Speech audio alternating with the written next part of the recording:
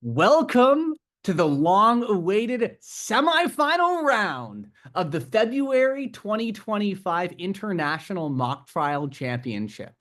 44 teams. We are now down to the final four. We have an esteemed judging panel for you today. We're going to give them a chance to introduce themselves and give you one last word of advice or encouragement, starting with Micah Cernick. Hi everyone, I'm Micah. I'm a competitor for the University of Virginia mock trial team. I did mock trial in Pennsylvania for a couple years in high school, and I've judged a few of these competitions. In this one, I saw a lot of great rounds, great witnesses, great attorneys, and so overall, I'm super excited. Just remember to take a deep breath before you go. Be calm, be confident, and I think we're going to be in for a great round of mock trial. Judge Jordan Katz. Hello, my name is Jordan Katz. I'm a sophomore on Vanderbilt's mock trial team in the US. I competed in Georgia for a few years in high school, judged a lot of this competition as well, and I'm looking forward to seeing another high-level round. Would really, really, really love to see some really strong and solid objection battles. So I'm looking forward to those. Good luck, everyone. Judge Jackson Caligari. Hi, everybody. My name is Jackson Caligari. As Dr. Lampert said, I'm a sophomore at UCLA. I'm on the UCLA mock trial team. This is actually my first time judging in this competition. So my advice would just be, first of all, you guys made it this far, so you're good. Focus on your performance, not on the scores. But second of all, I don't really know what's going on. So make sure that we understand the case. Make sure that you're keeping us up on what's going on. Good luck. Judge Daniel Klein. Hi, everyone. My name is Daniel Klein. I competed for a few years in high school. Then I competed for 4 years with Dickinson College's mock trial team. And now I coach a mock trial team in Eastern Pennsylvania. Every time I see one of these, I'm blown away by how good it is. You are all certainly way better than I was at this age. And the only piece of advice I have, it will sound very generic, but have fun with it. Live in the moment. You've earned the right to be here. Don't be too stiff. Don't be too wound up about it. Just go out there and do your thing. Be excellent. Obviously, we all know you can't be. Judge Kiera Desai. Hi guys, I'm Kiera Desai. I'm a junior here at UCLA and also on the UCLA mock trial team. I haven't judged a round of your guys' competition so far, so I'm really excited and looking forward to hearing about the case and both sides. One piece of advice I would give to you guys is just to be really confident in your material. You know, you guys have gotten to this point so far, so you're obviously really good. So just have faith in yourselves and it'll come through in your performance. Last but not least, kicking it off to our presiding judge, the esteemed Judge Stephen Noodleman. Hi, everybody. Stephen Noodleman here. I guess I have the distinction of being the oldest person in the room. I've been practicing law for close to 30 years in the New York, New Jersey metropolitan area. I'm a litigation partner in a 100-lawyer firm, and I have never competed on mock trial. However, I have judged mock trial and continue to judge it for about the past 10 years. I've judged collegiate, high school, as well as some of these competitions, and I definitely enjoy seeing it. I wish I could hire some of you people, and I'm looking forward to another good presentation. So just, I'm trying to be as fair and clear in my comments as I can going through the trial, and hopefully you have a good time and enjoy the experience. Thank you, Judge. At this point, all cameras, including mine, will go off with the exception of Judge Noodleman's. Judge Noodleman, the floor is yours. Advocates, best of luck. Okay, let's call the case of State of Tilly versus Jimmie Tanks. My name is Judge Noodleman. I'll be presiding. Scoring judges, look at the two buttons in the lower left of your screen. Remember to keep the audio off, video on. Or actually, keep everything off during the trial. You should have your video set, hiding all non-video participants. And remember, all judges, hopefully we have timekeepers, ideally a volunteer from both teams. Timekeepers on both teams. Could you identify yourselves? Your Honor, I'll be keeping time and doing technology for the defense. Okay. Your Honor, I'll be keeping time for the prosecution. Okay, so as I understand it, both sides have 4 minutes for openings, 18 minutes to share between two direct examinations, 16 minutes to share between two cross-examinations, and 6 minutes for closing arguments. Time stops during objections. Can the attorneys please enter their appearances, starting with the plaintiff? Or the prosecution? Good evening, Your Honor. My name is Logan Pham, and I, alongside my co-counsel, Miss Olivia Hahn, Good evening, Your Honor. Good evening. represent the state of Tilly in today's case. After the defense has made their appearances, we have a few housekeeping matters we'd like to address. Okay, absolutely. And the defense? Yes, Your Honor. Good evening, Your Honor. My name is James Joe, and today, alongside my co-counsel, Miss Anya Luo, Good evening, Your Honor. Good evening. represent Jimmie Tanks in today's case. Okay. Ms. Pham, I understand you have some preliminary matters? Yes, Your Honor. Firstly, we'd like to invoke Rule 603, the constructive swearing in of all witnesses, barring party representatives. Okay. And we'd also like to invoke Rule 615, the constructive sequestration of all witnesses. Okay. And we'd like to make note of stipulation number 5, that Harley Blaze had probable cause to arrest Jimmie Tanks on July 2nd, 2024, and that there were no violations of Jimmie Tanks' constitutional rights during and after the arrest. Okay, that's noted. And lastly, Your Honor, seeing as we're in a virtual courtroom today, we're going to have to share our screens, and we'd like to ask, Your Honor, your preferences. Would you like us to ask permission to share our screens, or let the record reflect? Yeah, you don't need permission. You could just announce it as you're doing it. Yes, Your Honor. With that, the prosecution is ready to move into opening statements. Okay, before you do, how do you pronounce your name, sir, down at the bottom there? Mr. Zhao? Yes, Your Honor. Zhao, Joe, however. Okay. Okay. Yeah, I don't want to Americanize it too much. Go ahead, Mr. Zhao. Go ahead. Any preliminary matters that you have? Yes, Your Honor. We'd like to know Your Honor's preferences on striking from the record after objections. Should we assume it's stricken, or should we ask to be striked? As I tell all of the lawyers who've worked for me over the past 30 years, we never assume. So if you want something stricken, please ask for it. Yes, Your Honor. And last, we'd like to bring Your Honor's attention that Mr. Jimmie Tanks will be the defense's party representative. Okay. Is that everything? Yes, Your Honor. Defense is ready to proceed. Okay, terrific. All right, Ms. Pham, please proceed with the opening.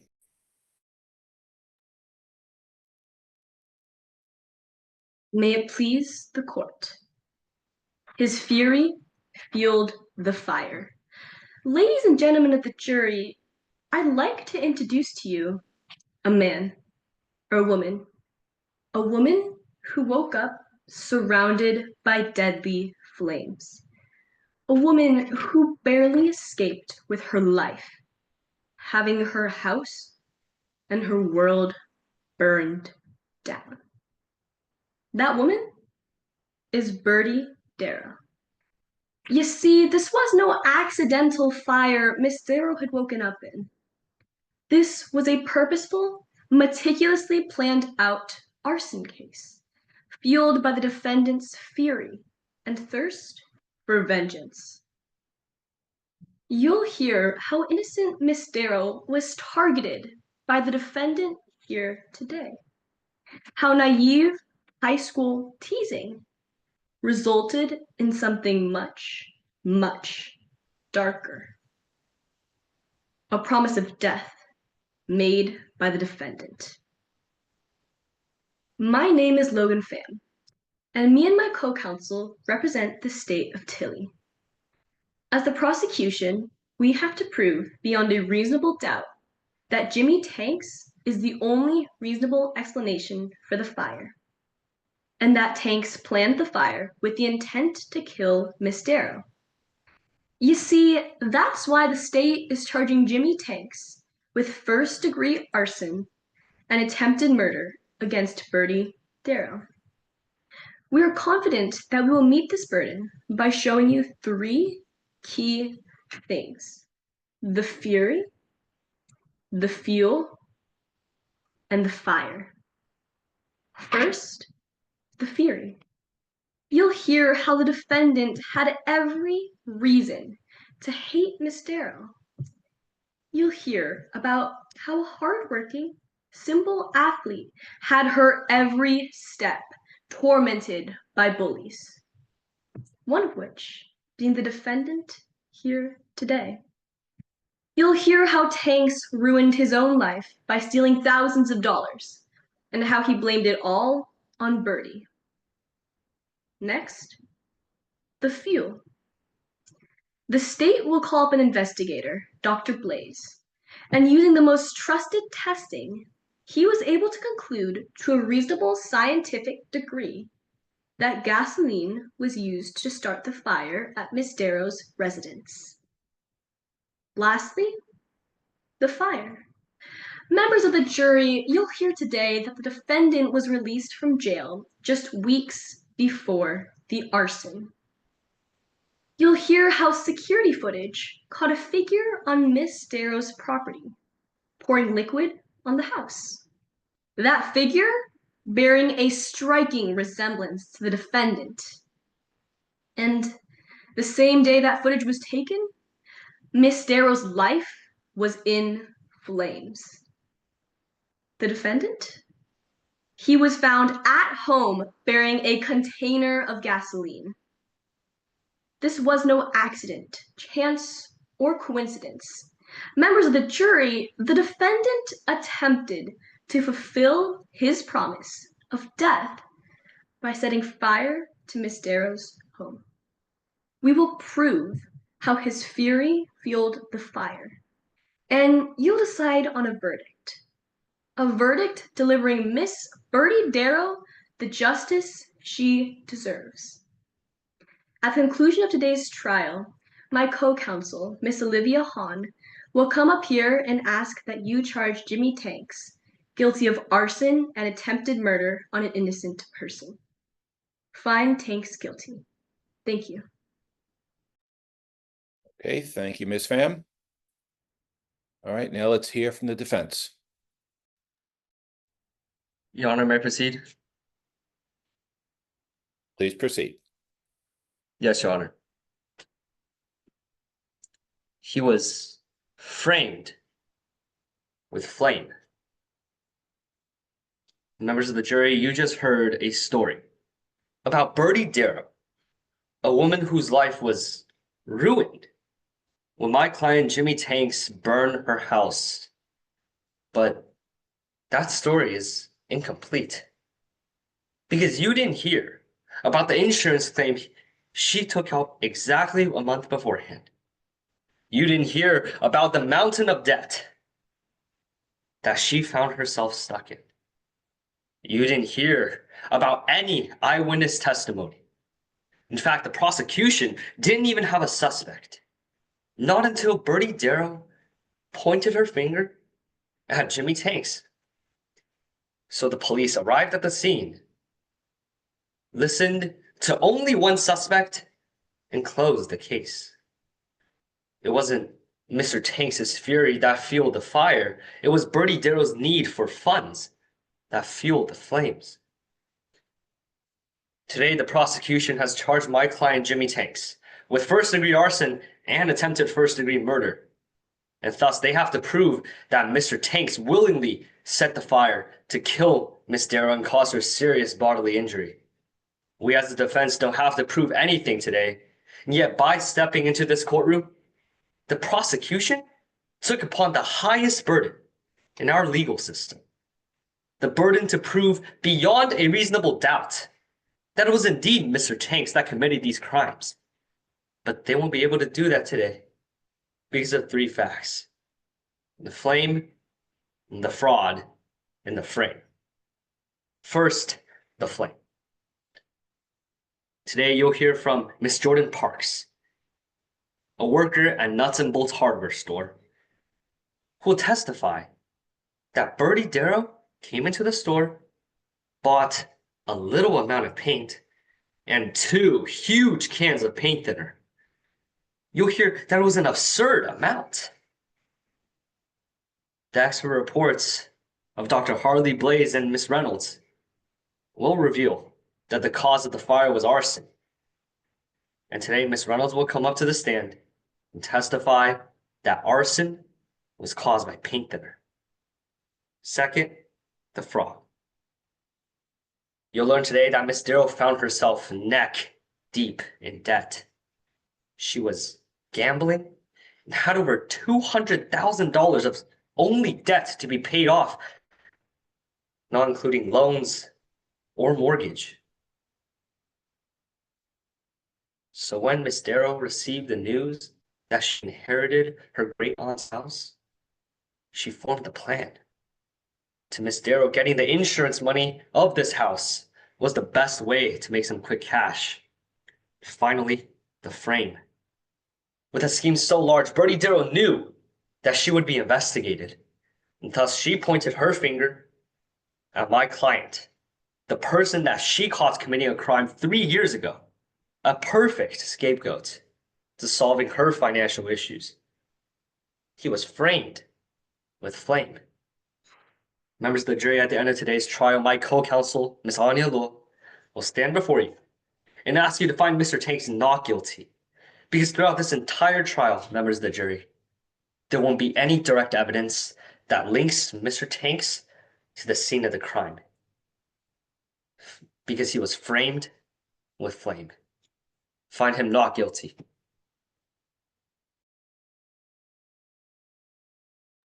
Okay, thank you. Thank you, Mr. Chow. Very good. All right, before we get to the first witness, I'd ask everyone to please switch to the gallery view. Button is in the upper right of your screen. This allows you to see the attorneys and witnesses at the same time. And with that, let us have the prosecution call their first witness. The prosecution calls Bertie Darrow to the stand. Your Honor, may I proceed? Please proceed, Ms. Pham. Good evening, ma'am. Could you please introduce yourself to the court? Yeah, my name is Bertie Darrow. What do you do for a living, Miss Darrow? I'm a basketball coach at Aberdeen High School. It's the best job in the world. Nothing beats getting your dream job.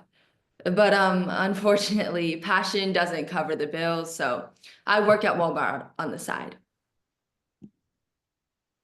How do you know Mr. Tanks? Well, we were classmates. Jimmie was the smartest kid in school. I swear that kid was probably smarter than ChatGPT. Meanwhile, I was out here trying to figure out how percentages worked. Could you tell us more about what your relationship was like? Well, our relationship started off rough. He showed the whole class my failing grade, which, was just a wonderful way to start off the year. I was basically the class joke after that. And then in chemistry, when Jimmie made a mistake on an experiment, the word dork just flew out. It was a defensive maneuver, blocking a shot, if you know what I mean. So, did you dislike Tanks? No, I didn't. I really regret being mean to Jimmie, though, because it ruined our relationship. What do you mean? To be honest, I was just insecure in high school. I was getting attention for the first time, and I didn't know how to handle it. I had scouts watching me. I thought I was going to be the next Diana Taurasi. I wish I'd handled it differently. I regret treating Jimmie that way. Did you ever manage to become friends with Jimmie? No. Our friendship, or lack of, was kind of like trying to shoot a half-court shot, kind of impossible. You see, I actually caught Jimmie stealing from Rick's pawn shop. I got it in a photo. Of course, I was conflicted. I mean, this was my classmate, but Rick was struggling. What did you do? Well, I turned in the photos to the police. It felt like I'd be cheating if I didn't. The thing about me is I hate cheaters. When my students travel and practice, I make them do a wall sit till the end of the game.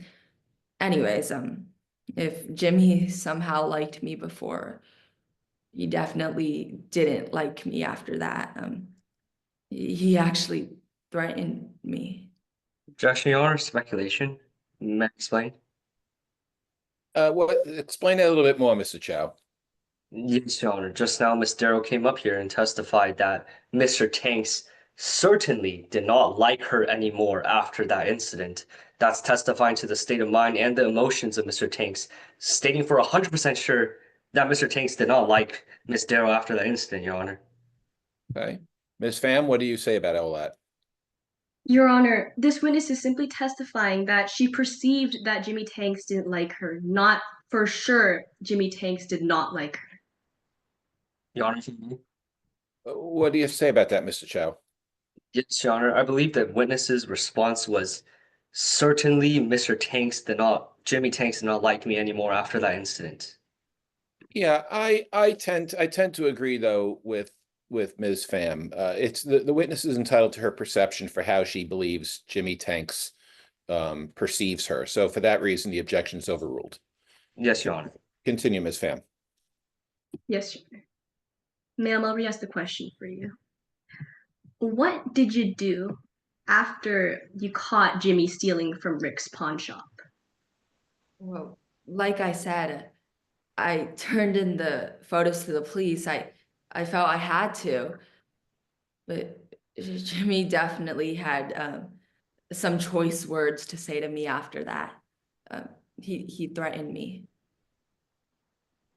Ma'am, what do you mean that he threatened you? I'll never forget what he said to me that day. A few days after I went to the station, Jimmie found me. That crazed look in his eyes was terrifying. He looked straight at me and he said, "You're gonna pay big time when I get out. I'm gonna kill you." Ma'am, after Jimmie Tanks said that he would kill you, did you ever see him again? No, actually, after high school, I tried to forget about the incident. I got a new job that I loved, and I even moved into a new house. Let's talk more about that house. Could you tell us about it? Sure, I inherited it when my great aunt passed. Lucy was like a mother to me, toughest woman I ever met. She was actually the one who taught me how to play ball. Losing her was really hard. I still think about her every day. I'm so sorry for your loss. Could you tell us about when you moved into the house? Yeah, sure. It was about mid-March, I believe, of last year. The paperwork was a lot, but the move itself was pretty easy. I grew up pretty poor, so I don't have a ton of extra stuff. Honestly, my living room looked like a gym. Probably 90% of my home decor was just jerseys and my life's collection of NBA bobbleheads. They're all gone now, though. Did you ever consider selling the home? No. It was one of the only things I had left from the best person I ever knew. Ma'am, could you tell us about what happened to that house? Well, it burned down July 1st. It burned down. Now, ma'am, I understand that this may be very difficult for you, so if you ever need a moment, just let me know. But what do you remember from that day, July 1st? Well, the day was normal for the most part. I went grocery shopping, came home, and actually, I remember smelling a strong scent of gasoline. I thought it was leaking from my car, so I just ignored it. Ma'am, what happened that night? The heat woke me up. It was so unbearable, and I knew something horrible was happening. The smoke was everywhere, and I couldn't breathe. I thought I was dying. My instincts kicked in, and then I was falling. Were you injured that night? At the time, the adrenaline numbed the pain, but later I looked down and I saw this huge burn mark down the side of my arm. I still have the scar from that night. Objection, Your Honor. 404 more prejudicial than probative. May I explain? Sure. Your Honor, we acknowledge that Ms. Darrow did suffer injuries, but showing that scar with the blood and the red mark still on it is more prejudicial than probative, with intent to sway the passions of the jury. Might be more inclined to rule in her favor, Your Honor. Okay. Your Honor, may I respond? Yes, Ms. Pham, what do you have to say about that? As a reminder, this objection, more prejudicial than probative, is a very, very high bar, and in no way have we met this. All the witness is simply trying to do is show the injury from that night. Mr. Chow, I'll give you the last word. Yes, Your Honor. Your Honor, Ms. Darrow already testified and it's already been on the record that she received that burn mark on her arm.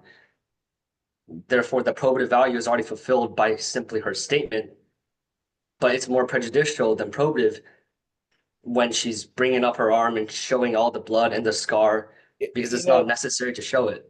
You know something? I have news for you. I think Mr. Chow is absolutely correct on this one. As much as rare as it is to be granting a Rule 403 objection, in this particular case, I agree with him. This is not a case about the injury sustained by Ms. Darrow. So for that reason, it is of very little probative value to be added to what's already in the record. So for that matter, the objection is sustained, and the jury will disregard the demonstration, if you would, of Ms. Darrow's arm. Okay? Yes, Your Honor. Thank Yes, you very Your Honor. much. Continue, Ms. Pham. Now, ma'am, moving on, I'd like to circle back to July 1st. Did you notice anything that may have been an area of concern? Well, thinking back, I did. A few hours before the fire, I heard shoes squeaking outside. It was like sneakers on hardwood. So I looked where the sound came from, and I saw a shadow in the tree. I thought it was a wild animal, but now I realize I know that shadow shape.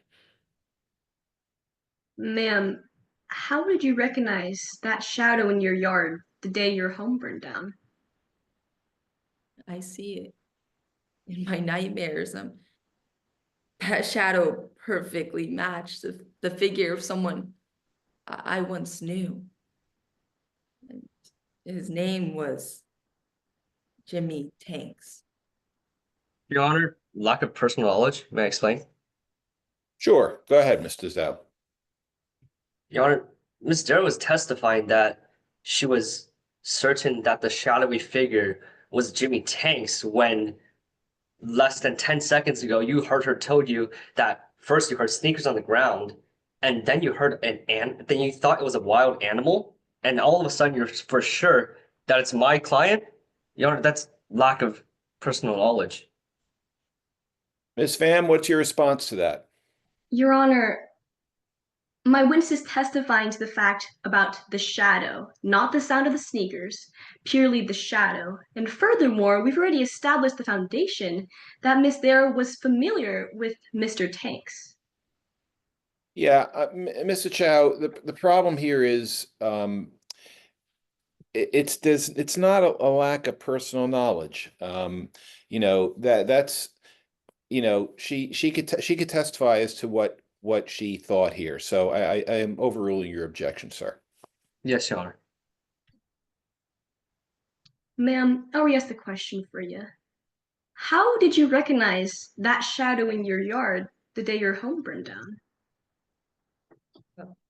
It looked exactly like the person I once knew, Jimmie Tanks. Thank you. No further questions, Your Honor. All right, cross-examination. Yes, Your Honor. May I proceed? Please proceed. Good evening, Ms. Darrow. I just want to let you know that I know this whole lot of events has been very hard on you. If you need some time, let me know. Sure. Well, ma'am, you knew Jimmie Tanks in high school, correct? Yeah, he was my classmate. You didn't have the best relationship, correct? No, we weren't very close. Because back in high school, ma'am, you would agree with me that you were pretty popular, right? Yeah, I mean, it was the first time I was getting attention. So when you would call Mr. Tanks names, everybody else would follow, right? I did. At the time, I was just so shocked by everything going on. I just wasn't thinking, and I feel really bad for what I did. But that's a yes to your question. That's right, ma'am. At the time, you were angry at Mr. Tanks, correct? Yeah, in high school, I had strong feelings towards Jimmie. Strong negative feelings, correct? Yeah, I mean, we weren't friends, no. And when you caught Mr. Tanks stealing from a store, you were the one to turn him in, correct? I did. I felt like I had to. I mean, he was committing a crime. So you went to the officials with that picture that you took on your phone, right? I did. Ma'am, 3 days later, you claimed that Mr. Tanks threatened you, correct? Yeah, Jimmie threatened to kill me. But ma'am, there were no other eyewitnesses at the scene to tell the court today that he threatened to kill you? Well, I'm not sure. After the incident, I tried to forget about it, but I don't know if there were any eyewitnesses. Ma'am, not only were there no eyewitnesses, there was also no footage that you have of him threatening you, right? I personally don't have footage, but I don't know if there's footage out there. So, ma'am, your words are the only ones we can trust that Mr. Tanks threatened you, correct? Yeah, I mean, I think so. Moving on, ma'am, I want to talk about your great aunt Lucia's house that burned down.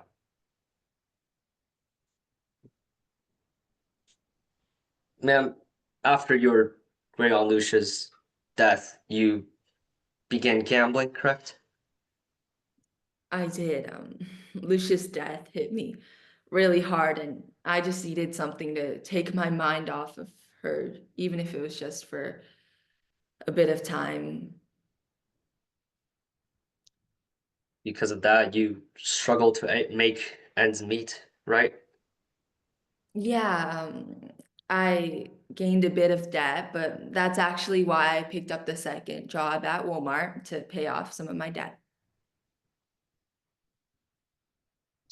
Let's take a look at some of that debt you have. Your Honor, stating for the record, the defense of the screen sharing Exhibit 3.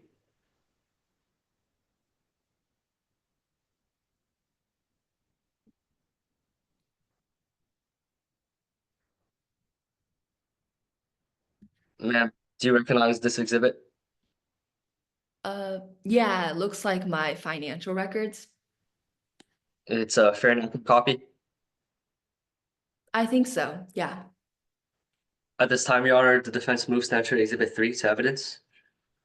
Okay, any objection? Yes, Your Honor, as to hearsay. Okay, Mr. Chow, what's your response to that? Yes, Your Honor. This falls under hearsay exception 8036, records of regularly conducted activity. Would Your Honor like for me to walk through the problems one by one? Mr. Chow, I'm not telling you how to argue your case. You can do whatever you'd like. Yes, Your Honor. Your Honor, under Rule 8036, A, B, and C, the record should be timely, kept in a course of regularly conducted activity of a business, and in this instance, the record was created in June, reflecting Ms. Darrow's financial status of the month, and the record was made by First National Bank of Tilly, where financial records is considered a regularly conducted activity. Under Rule 8036D, the conditions must be shown by certification, and Your Honor, as you can see at the bottom of the document, that's a legal signature of a financial analyst. That would be a certification to prove that this document is true. Your Honor, may I respond? Yes, Ms. Pham, please respond. We don't believe that the defense has met prong D, that it was made by a party's agent or employee. How are we to know that the signature on the bottom, or if you could scroll down, please. Yes, Michael B. Ledger. How are we to know that this financial analyst works for the company? I'm not sure I'm following your argument, Ms. Pham. Would you like me to rephrase, Your Honor? Well, what is the legal basis for your response? You're saying, how do we know? So you have a problem with the certification? Is that what you're? Yes, Your Honor. Okay, let me ask Mr. Chow what he has to say about that. Yes, Your Honor. Your Honor, if I may direct your attention to the third line, which says Bank, First National Bank of Tilly, and then to the last line, financial analyst, I, Michael B. Ledger, certify that it accurately reflects the financial records of Bertie Darrow. Right. Your Honor, that fulfills 8036D perfectly. This is a financial analyst working for the bank, and this is a regularly conducted activity.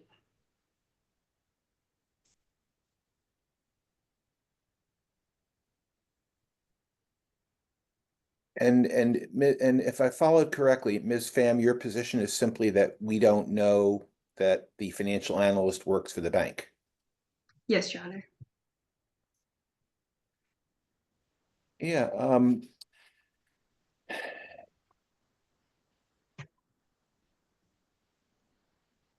Let me go back for a second to Mr. Chow. You said this complies with 8036D.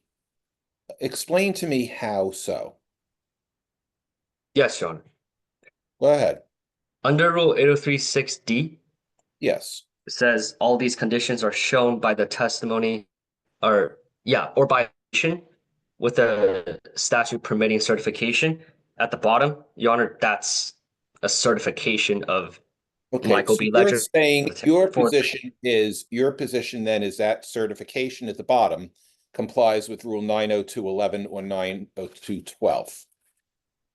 Is that what you're saying? Yes, Your Honor. Yes, Your Honor.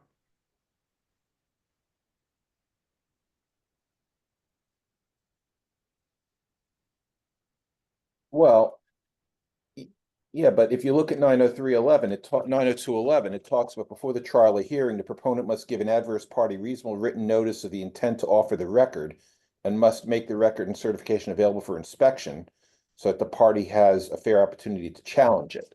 Has that occurred? Yes, Your Honor. During pretrial, we have offered Exhibit 3 under Rule 902.11. Oh, now is that true? Is that true, Ms. Pham? Yes, Your Honor, I believe so. Okay, then on that basis now, that clears things up a little bit for me. The objection is overruled. This Exhibit 3 will be admitted into evidence. Yes, Your Honor. Yes, Your Honor. Mr. Looking at this exhibit, it says under recent transactions that you have $2,000 in gambling loss, correct? Yeah, I'm not the best at gambling. And in your debt summary, it says you have $200,000 worth of debt and mortgage. Yeah, like most homeowners, if Lucia were here, she'd tell you that mortgage is just a part of the process and you always have to trust the process. $15,000 in credit card debt, correct? Correct. $10,000 in personal loans. Yeah. Thank you, Tech. You can take that down. Moving on, ma'am, I want to take a moment and talk about the night of the fire. Ma'am, during the afternoon, you smelled gasoline, right? Yeah, when I got out of my car, I smelled a wave of gasoline, but I thought it was leaking from my car, so I didn't clean it up. Well, ma'am, not only did you smell gasoline, like you just said, you saw pools of gasoline around your house, didn't you? I did, but again, I thought it was leaking from my car. You didn't take a moment to clean it up? No, I didn't. I really wish I did, though. And you don't know who could have put this gasoline here? Well, I don't know much about the gasoline. I just knew that it was there. Yes, ma'am, and at around this time, you claimed that you saw a figure, correct? Yeah, I saw a figure in my neighbor's yard in their tree. You thought it was a wild animal, correct? Well, at the time, I didn't know what Jimmie Tanks would be doing in my neighbor's yard. I thought he was still in jail, but yes, that's a yes to your question. I thought it was a wild animal. Ma'am, you just mentioned Jimmie Tanks, but you can't even be for sure if that was Mr. Tanks, do you? I mean, no, I can't be 100% sure that was Jimmie, but it sure did look like him. Because your view was blocked by a fence, correct? Yeah, my neighbor's fence, but it was a typical fence. It had many holes, so I could see very well. So my question, your view was blocked by the fence? You could say somewhat blocked, yes. Thank you, ma'am. No further questions, Your Honor. Okay, thank you, Mr. Chow. Ms. Pham, any redirect examination? No, Your Honor, no redirect. Okay, with that, the witness is excused. Thank you, Ms. Darrow. Thank you. Does the prosecution have any other witnesses? Yes, Your Honor. The prosecution calls Dr. Harley Blaze to the stand.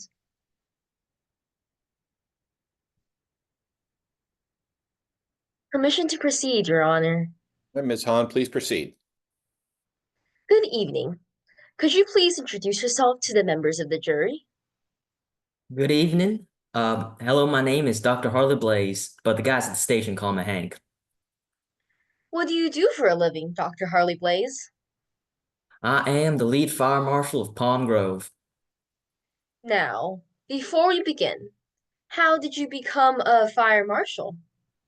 Well, one day my two older brothers were playing with some matches, and long story short, if my dad hadn't rushed in with a fire extinguisher, I would be on a much different, much shorter track of life. But that inspired me to protect others from fire, and here we are today. First, I want to talk about your background. Where did you go to school? I received an associate's degree in fire science from the Madison College Fire Service Educational Center, a bachelor's in engineering from Edgewood, and a doctorate in chemistry from the University of Wisconsin. Have you received any certifications? I have. I've received all three possible certifications from the National Association of Fire Investigators. Well, do you have any professional experience?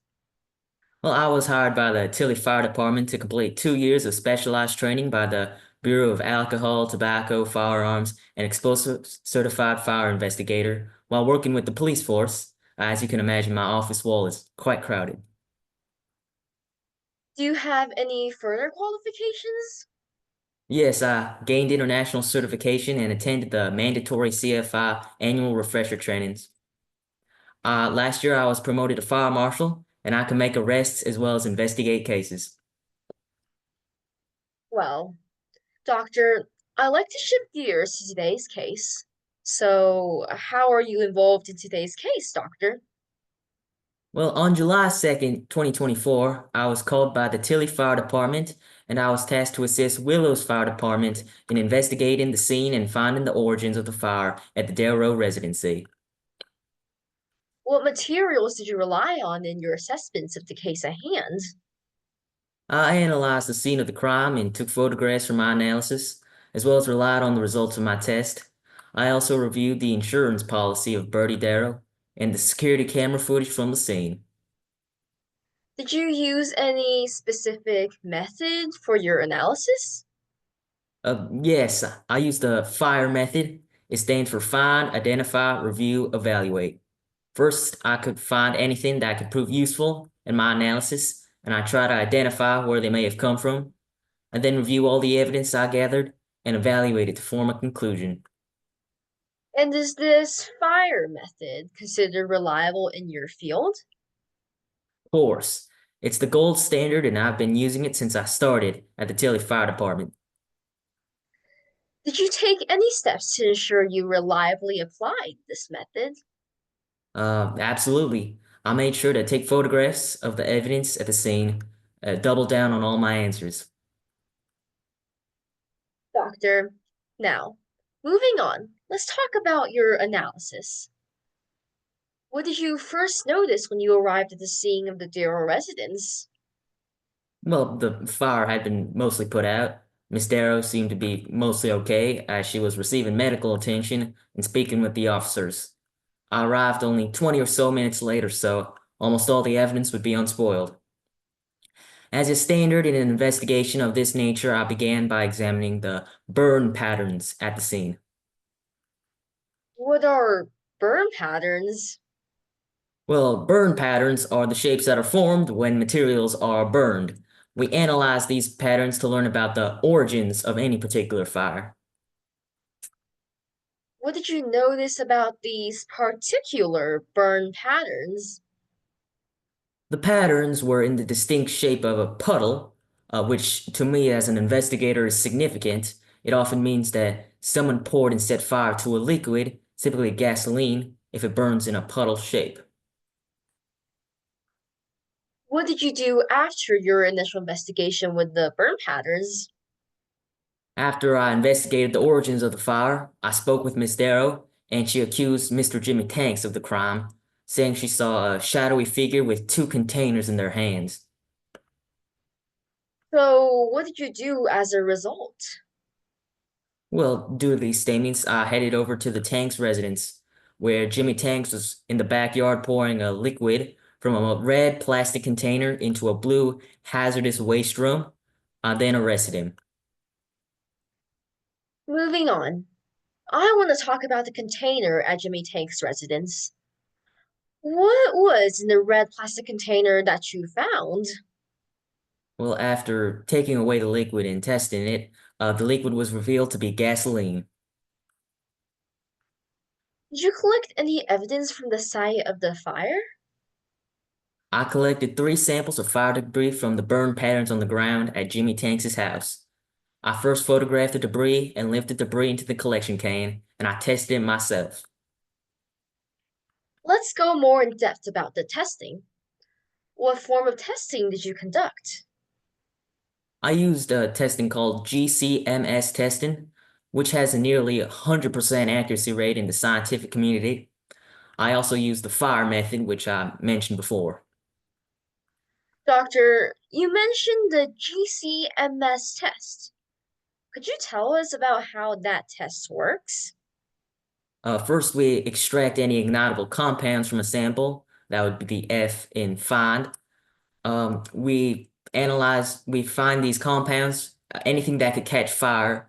Then we identify each of these compounds to try and determine what may have sparked and spread a fire. So, what did you find? It'll be easier to show and explain. Your Honor, let the record reflect that the prosecution will now screen share what has been pre-marked as Exhibit 7 for witness identification purposes.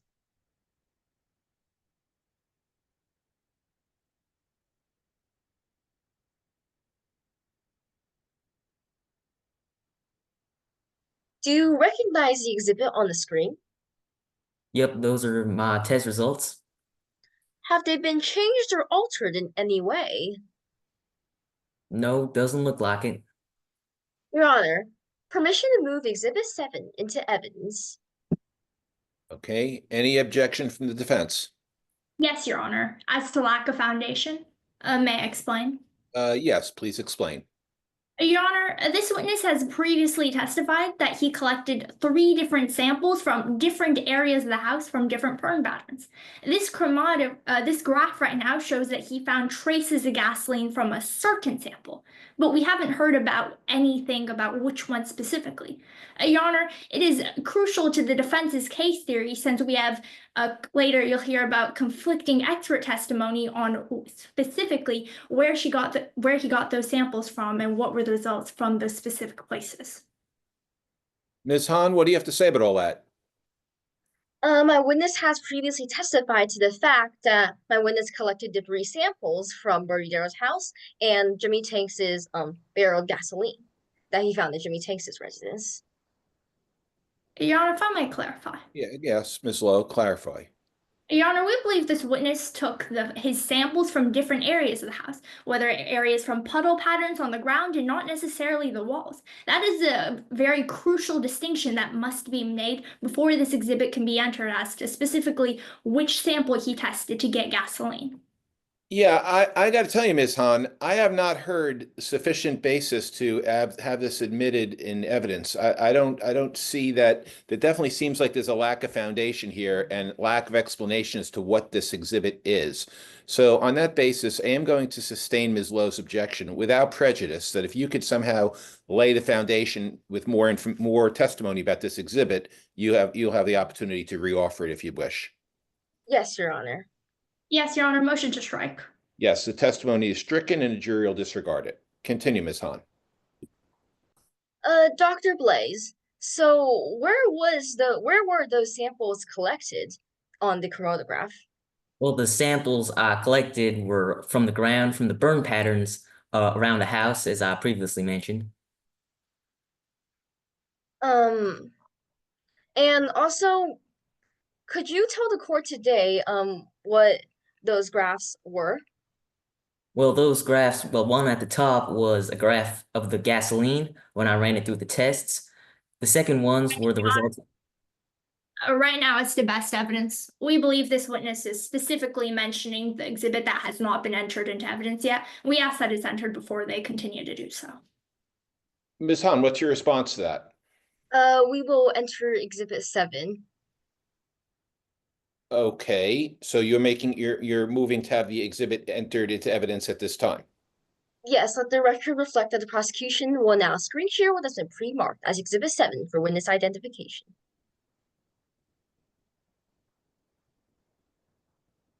Do you recognize the exhibit on the screen? Yes, as I already mentioned, these are my test results. At the top, it's gasoline. Those are the results from gasoline if you run it through the test. And at the bottom, those are the test results from the evidence I collected around the burn patterns, overlaid for brevity. Your Honor, permission to move Exhibit 7 into evidence. Ms. Lowe, any objection? Yes, Your Honor, I re-raise lack of foundation at this time, if I may explain. Yes, go ahead. Your Honor, while the witness did previously just testify more specifically where he took his samples from, we still haven't heard which of those specific samples did he find traces of gasoline from. That's crucial to the defense's case theory and should be on the record before letting this exhibit in. Ms. Hahn, what do you have to say about that? My witness has previously testified to the fact that the burn patterns from Jimmie Tanks is from the floor, from the ground.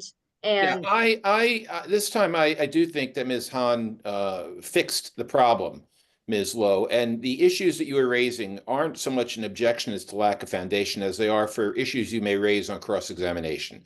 The objection is overruled. The exhibit is being admitted into evidence. Yes, Your Honor. And we just want to point out that we believe their time has elapsed at this time. Yes, I believe Ms. Hahn, according to the notes I'm seeing on the screen, your time is up at this point, including any grace period. Your Honor, I believe she had 10 seconds remaining in her grace period, depending on the P timekeeper versus my time.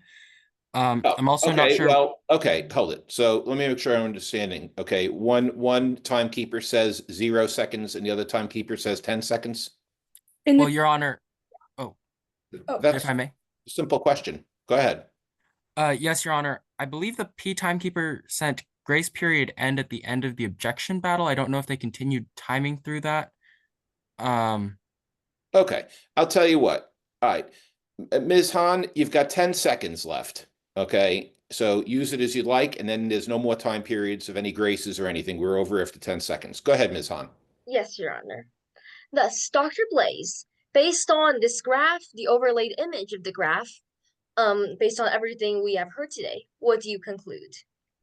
Well, I conclude to a reasonable degree of scientific certainty that the fire at Bertie Darrow's residency was intentionally set using gasoline along the outer perimeter of the residence. Thank you. No further questions at this time. Okay, Ms. Lowe, cross-examination. Yes, Your Honor. Good evening, Dr. Blaze. Good evening. I noticed that just on direct examination, you spent a lot of time talking about the physical evidence. Is that fair to say? Well, yes, I guess. But you didn't spend too much time on the injuries Bertie Darrow had sustained. No, I didn't spend too much time on that. Well, I want to take a closer look right now. If the injuries Bertie Darrow sustained just don't add up with her story. From your investigation, Doctor, the fire at Bertie Darrow's home, it was no ordinary fire, was it? It was a fairly large fire, yes. Well, Doctor, in your own words, a fire that size was extremely rare. Well, yes, that's what I said. It's because the fire grew so out of control it completely burned down Bertie Darrow's two-story home in just minutes. Well, yes, if that's what happened. And Bertie Darrow claimed she was asleep when the fire was set. That's what she said, yes. It didn't even wake up until the flames were burning her bedroom walls and she smelled heavy smoke. That's what she told me. Objection, Your Honor. What is the basis for the objection, Ms. Hahn? Speculation. May I explain? Sure. Opposing counsel is asking my witness what Bertie Darrow smelled. I don't believe it is in my witness's 5 senses to testify as to what another person or Bertie Darrow was smelling during the fire. Okay, Ms. Lowe, what do you say about that? Your Honor, the witness knows that Bertie Darrow was trapped inside of a two-story home while there was a fire burning around her. And as he previously mentioned in his own direct examination, he even interviewed her. So it's within his line of knowledge to talk about this. Yeah, but I don't know, Ms. Lowe, if that's the case. You could bring that out perhaps with different questioning, but not as it was testified here. So the objection is sustained. Go ahead. Yes, Your Honor. Yes, Your Honor. Doctor, I'll rephrase. So Bertie Darrow comes out of that burning house and narrowly escapes. Well, yeah, that's what happens. Truly a miracle. Oh, when she comes out, you didn't notice. You noticed that her back and legs aren't covered in severe burns from the fire? Yeah, the only burn she sustained was one on her arm, and it wasn't too bad. It wasn't life-threatening, at least. Bringing you back to my question, there weren't severe burns on her back or on her legs? No, not severe burns. She's not coughing and her lungs aren't filled with smoke? Well, not that I can't see inside of her lungs, obviously. Well, Doctor, you didn't even notice if her clothes were covered in ash. Well, of course they were. She was just in a fire, but I guess I could still see the color in them. The doctor, based on your own observations, they weren't covered in ash, were they? Not completely covered, but I could probably tell she was in a fire. Instead, she walked away. Bertie Darrow walked away from the house that burnt to the ground with nothing more than a small burn on her arm. Well, it wasn't a small burn. It did look fairly serious, not life-threatening. And she, of course, wasn't exactly mentally fine. Still, she was very shooken, but she was okay enough to talk to me, fortunately. Well, doctor, you just mentioned that that burn scar wasn't life-threatening. Doctor's fire that size usually causes serious, potential life-threatening injuries, doesn't it? Well, all fires are dangerous, ma'am, but yes, the larger the fire gets, it does have a potential to be more dangerous. Dr. Blaze, I'm just looking for a yes or no. A yes or no fire that size usually causes potential life-threatening injuries. Yes, a fire that size can cause life-threatening injuries, yes. Now, as you mentioned before, Bertie Darrow walking out almost completely unharmed. Well, that was nothing short of a miracle, wasn't it? Well, yes, it was incredible, of course. Well, let's see if Bertie Darrow escaping that house was really a miracle, or if she was the one who set the fire to frame my client with a frame. When you first arrived on the scene after that fire, you saw forensic signs that pointed to arson. Yes, and I did mention that. You also spoke to Bertie Darrow. I did. Bertie Darrow, all she could talk about was a shadowy figure. Well, she was talking like someone who just escaped from a house. Of course, without her mental mind, her mental state into account, I took everything she said with a grain of salt, but she did mention that to me, yes. Dr. Blaze, that wasn't my question. Bertie Darrow, all she talked about was a shadowy figure, huh? Yeah, she did mention that. She was even so helpful, she gave you an A. Gave is very generous, more like blabbering about it. Well, doctor, she told you it was Jimmie Tanks who set the fire, right?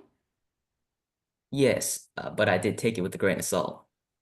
Jimmie Tanks, that's her high school bully. Could you say that again, please? I didn't quite catch it. Yeah, sure, doctor. Jimmie Tanks, that's her high school bully. Objection, Your Honor. What is the basis of the objection, Ms. Hahn? Speculation once again. I believe this witness was sequestered under Rule 615. I don't believe that this witness would know whether Jimmie Tanks was Bertie Darrow's high school bully or not, as he was sequestered. Okay. Ms. Lowe, what do you say about that? Your Honor, this is cross-examination. If the witness doesn't know, they can just say so. No, but the objection was, I believe, correct me if I'm wrong, Ms. Hahn, is your objection to the use of the term bully, that she is using that term with the witness without any basis or something? Is that? Yes, Your Honor. What do you say about that, Ms. Lowe? Your Honor, just to clarify, she's objecting speculation as to the term bully. What is that right, Ms. Hahn? Is that what you're? Yes, my witness would not know. She's saying, how would he know, if I followed correctly, she's saying, how would he know anything about any bullying if he was not present in the courtroom and he would otherwise have no personal knowledge of it? Nothing has come out in any testimony showing that he has any personal knowledge of it. Your Honor, as opposing counsel laid the foundation on direct examination, this witness has read all of the witness statements, and in that it's concluded that Jimmie Tanks was Bertie Darrow's high school bully. Ms. Hahn, is that not what we heard, that he has read all that documentation? I don't believe I asked that line of questioning to this witness on direct examination. All right, well, Ms. Lowe, I'm going to sustain the objection, okay, and you're welcome to somehow deal with it as you'd like. Yes, Your Honor. Objection sustained. Go ahead. Dr. Blaze, previous to this trial, you read all the affidavits, didn't you?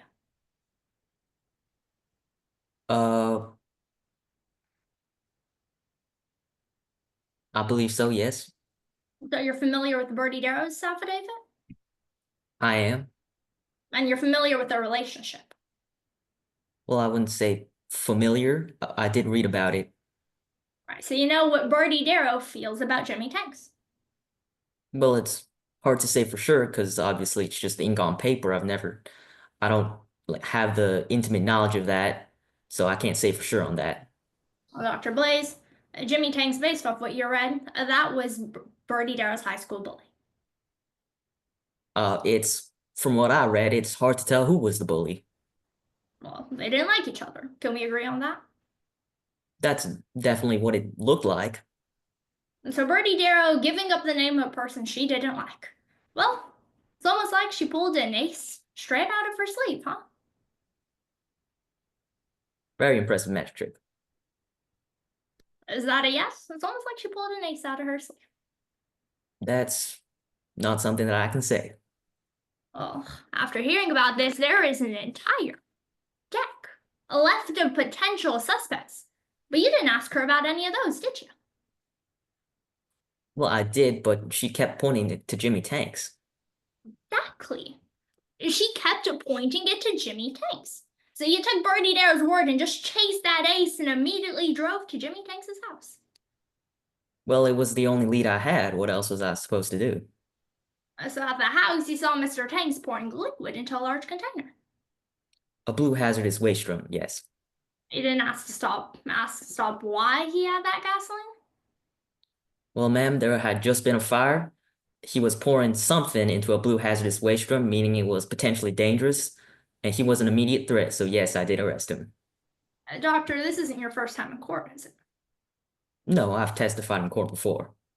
So you understand that you can further elaborate on all your responses later with Miss Hahn on a redirect examination?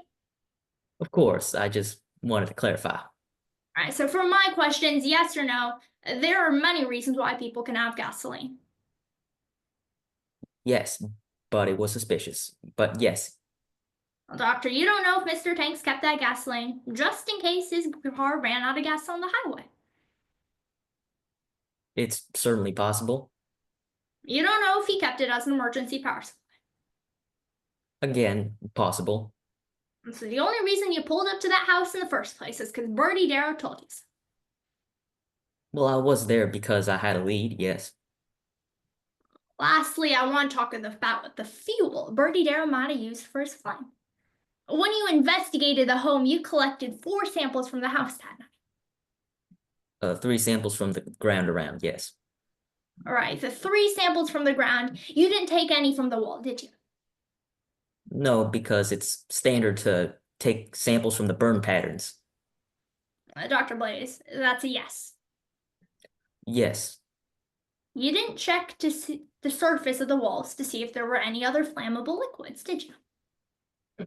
Well, having investigated cases like these before, it wasn't as important to investigate the walls as it was the floor, but yes. So if there were any other ignitable liquids on the walls, say paint thinner, you wouldn't be able to tell us that, would you, doctor? Well, there almost certainly was a flammable liquid on the wall, seeing as there were burn marks there as well. But I investigated only the floors because paint thinner is not inherently suspicious, but gasoline on the floor is. So yes, that's why I did that. Bear with me for just this last question, doctor. I'm just looking for a yes or a no. If there were any other ignitable liquids on the walls, for example, paint thinner, you wouldn't be able to tell this court that today, would you? I mean, there probably was, but no, I can't say for certain. Thank you, doctor. Nothing further, Your Honor. Okay, thank you, Ms. Lowe. I don't believe there's any time for redirect examination. Is that right, Ms. Hahn? Yes, Your Honor.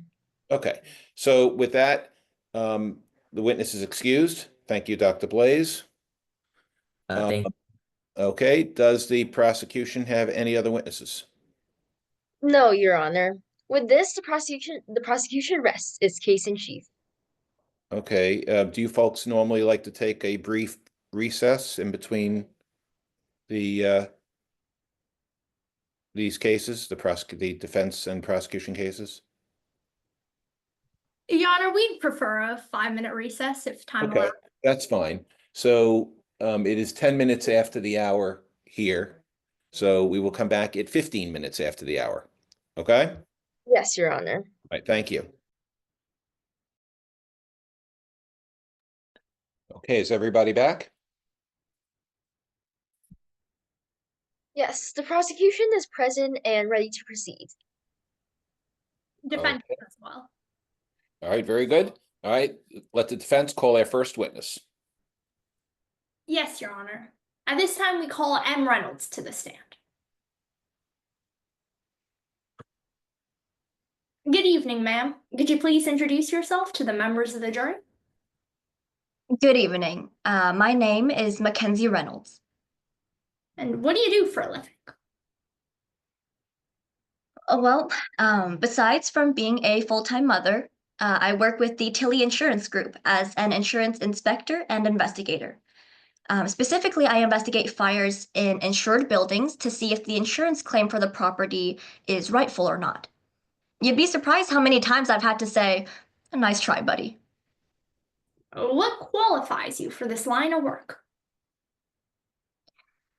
I actually started out studying engineering in college, but I always had an interest in investigative work.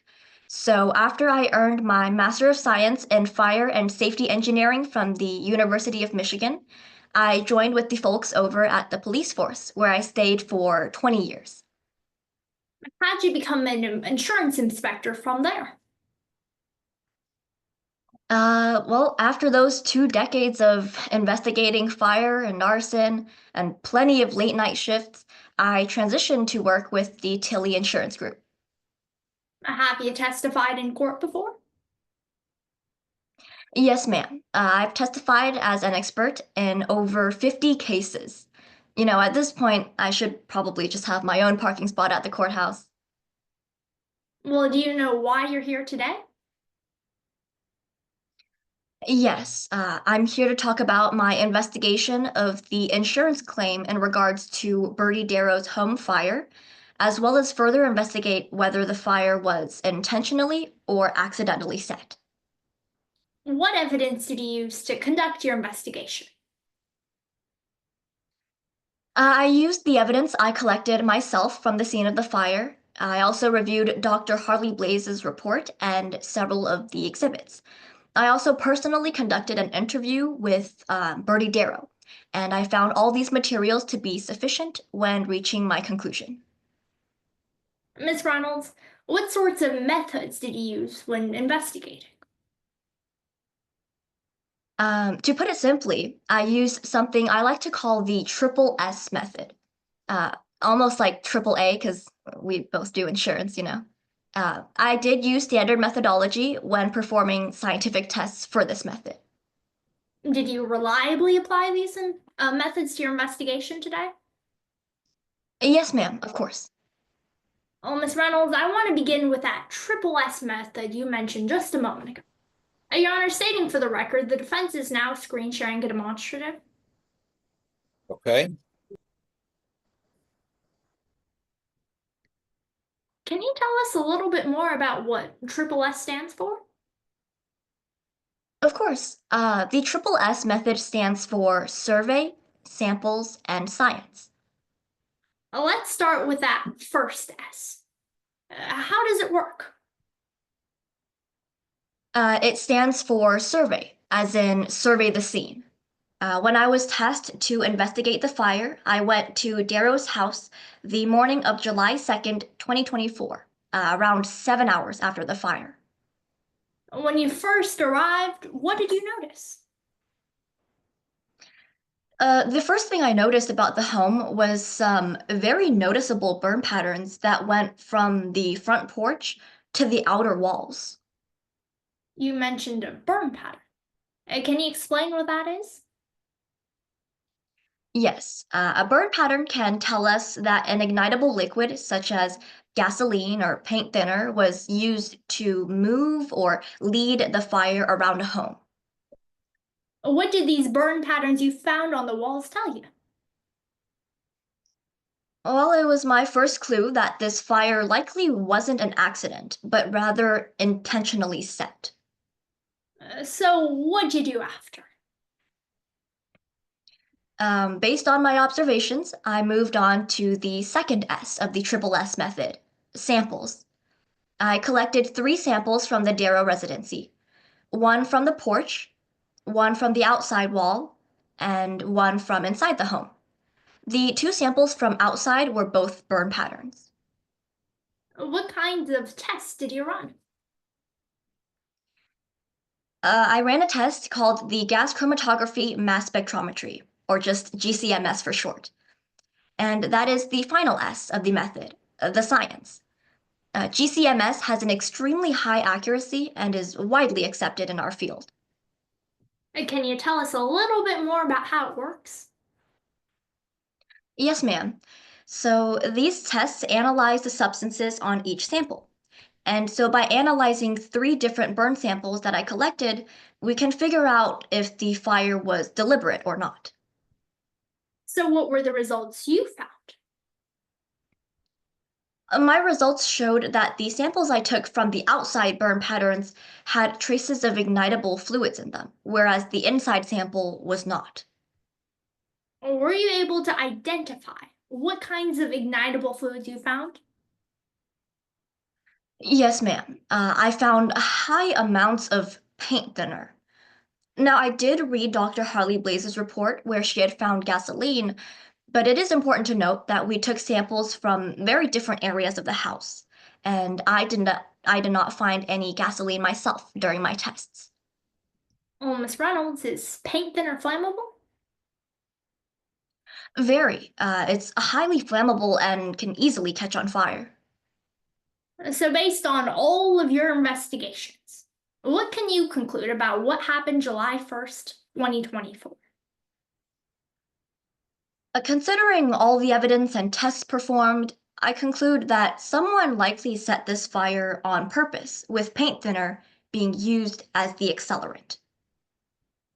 Finally, Miss Reynolds, I want to talk about Bertie Darrow's financial situation at the time. Are you familiar with it? Most certainly. I put food on the table for my kids as an insurance investigator after all. So, ma'am, do you also take a deeper look at Bertie Darrow's financial situation during your investigation? Yes, ma'am, I did. Your Honor, let the record reflect the defense is now screen sharing what has already been entered into evidence as Exhibit 3. Okay. Ma'am, do you recognize this? Yes, this is Darrow's financial record. Well, can you walk the court through Bertie Darrow's financial situation? Well, absolutely. As you can see, Miss Darrow has $200,000 in mortgage debt, $15,000 in credit card debt, and $10,000 in personal loans. You can also see that she recently lost $2,000 in gambling. So if you add that all together, it's around $227,000 in debt. Well, let's now move on to the insurance policy Miss Darrow took out. Your Honor, stating for the record, the defense is now screen sharing Exhibit 1. Okay. Ma'am, can you tell me what this is? Yes, this is the insurance policy written for Bertie Darrow. Does it look fair and accurate? Yes, ma'am. Looks like it. The defense moves to enter Exhibit 1 into evidence. Okay, any objection, Ms. Hahn? Yes, Your Honor. Pursuant to Rule 701, this is hearsay. This is an out-of-court document being brought into the court for the truth of the matter asserted. Okay, and what is the response to that, Ms. Lowe? Your Honor, as you ruled previously, this falls under the hearsay exception, 8036, records of regularly conducted activity.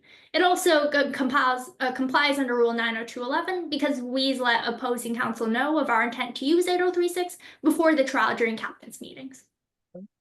Okay, let's deal with one at a time.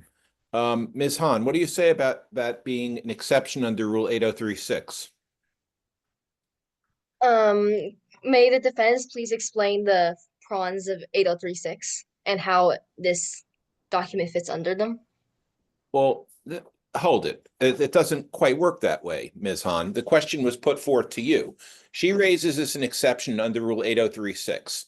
If you have a problem with her explanation, then you could tell us what your problem is. But, you know, you don't get to go back and ask her questions. That's kind of what the judge does. So my question to you is, what is your response to Ms. Lowe's response that this is an exception under 8036? Opposing counsel has not explained how this record was made near the time and transmitted with someone by knowledge, or that this record was kept in the course of a regularly conducted activity of a business, or that the making of this record is a regular practice of the activity. Opposing counsel hasn't stated for the record. You're absolutely correct, Ms. Hahn. I'm not sure why you waited for the grand moment. The objection, just to be clear, Ms. Lowe, you did not do any of those things. So, no, Ms. Hahn is correct. Based on the testimony, what we've heard so far, the objection is sustained. This is hearsay. Well, Your Honor, if I could get a chance to walk through the prongs right now.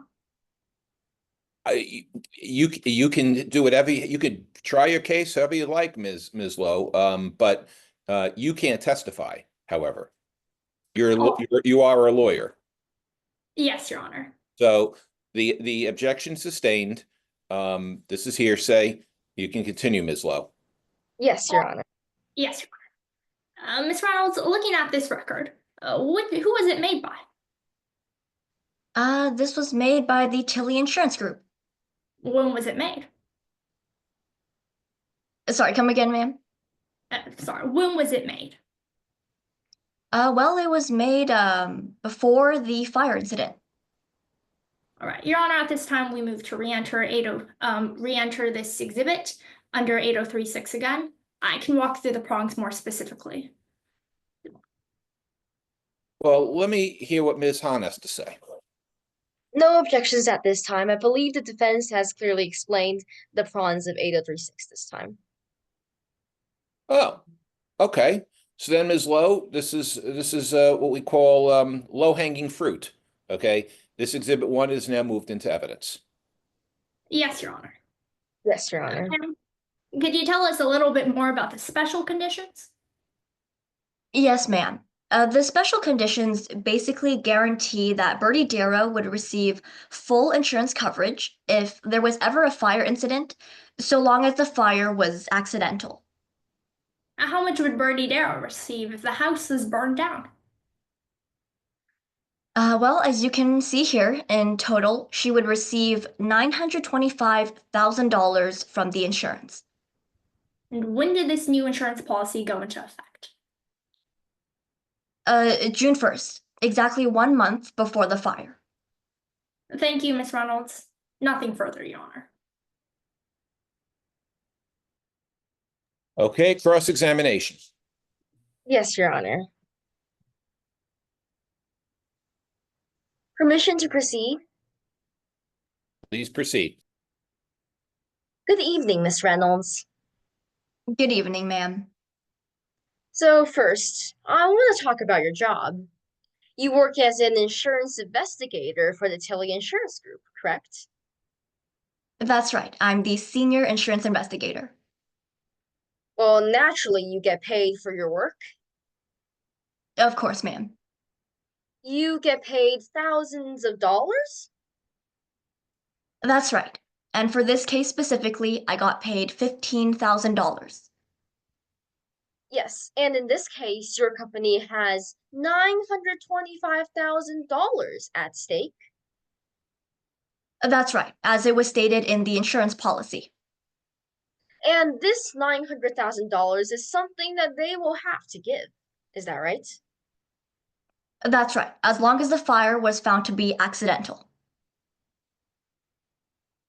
Well, also unless the policy owner is found liable for the incident, right? That's right. And now you're here in court today with evidence that Darrow, the property owner, may have burned down his own home. That's right. That was a possible cause that I found during my investigation. Yes, ma'am. So, ma'am, you're here testifying for the one thing that can save your company from a nearly $1 million payout? Not true, ma'am. I'm here testifying completely independent of the Tilly Insurance Group. My job here is to find all other possible causes of the fire. I understand. However, one of the causes you found is that Darrow, the property owner, may have burned down his own home, as you have previously stated. That's right. That is one of the possible causes. And if this possible cause is found to be true, then your company will not have to pay out $1 million. Is that right? That's correct. This is the rules of the insurance policy. Yes, ma'am. Now, let's talk about your analysis. Now, you're aware that there was another investigator on the scene? That's right. I was Dr. Harley Blaze. Yes, Dr. Harley Blaze. And the two of you actually agree on some points. Yes, ma'am. We both agree that the cause of the fire was likely arson. However, you disagree on the substance that started it. That's right. I found paint thinner and no gasoline. Yes. So let's talk about why you may not have found any traces of that gasoline. You're aware that gasoline evaporates very quickly. That's right. It is highly volatile. And you didn't arrive at the scene until several hours after Dr. Blaze. That's right. 7 hours to be exact. And ma'am, in those 7 hours, it's possible that the gasoline had already evaporated. Yes, ma'am. However, when gasoline evaporates, it leaves behind a sticky residue, which I found none of. But that's a yes to your question. And Miss Reynolds, you never found any evidence of Miss Darrow with any gasoline before the fire, did you? That's right. Well, let's shift gears and talk about someone who did. Well, ma'am, you're aware that the defendant was found with gasoline at his home? That's right. I read about that in Dr. Harley Blaze's report. That he was found with an industrial-sized barrel of gasoline? No. It was that Jimmie Tanks was pouring a gasoline from a smaller red container into that big industrial container. Yes, ma'am. So that would be a yes. Yes, ma'am. One he was pouring from when he was arrested the day of the fire? Objection, Your Honor. What's the basis for the objection, Ms. Lowe? Your Honor, as to hearsay, may be heard. What is the hearsay? Your Honor, while experts are allowed to use hearsay as ways to form their own conclusions, if I may direct the court's attention to a case law we were provided, Thompson v. Cameron, 2005. Okay. I'll read it out loud, word for word right now. A Rule 703 does not afford an expert unlimited license to testify or present a chart in a manner that simply summarizes the testimony of others without first relating that testimony to some specialized knowledge on the expert's part as required under 702. The court must distinguish experts relying on on hearsay to form scientific conclusions from conduits who are merely repeating what they are told. The testimony of the former is admissible, that of the later is not. Right now, Ms. Hahn is going into Dr. Blaze's investigation that has no role in Ms. Reynolds' conclusions. Okay, Ms. Hahn, what do you say about all that? I was simply asking the witness whether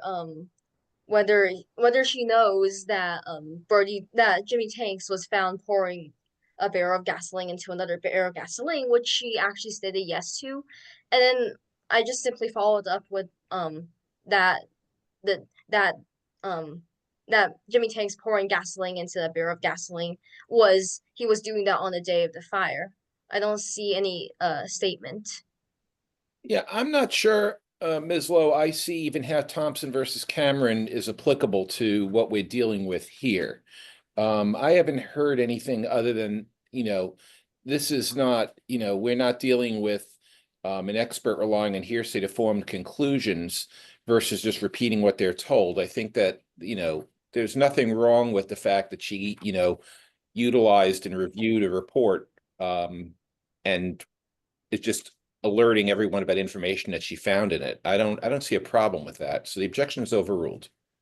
Yes, Your Honor.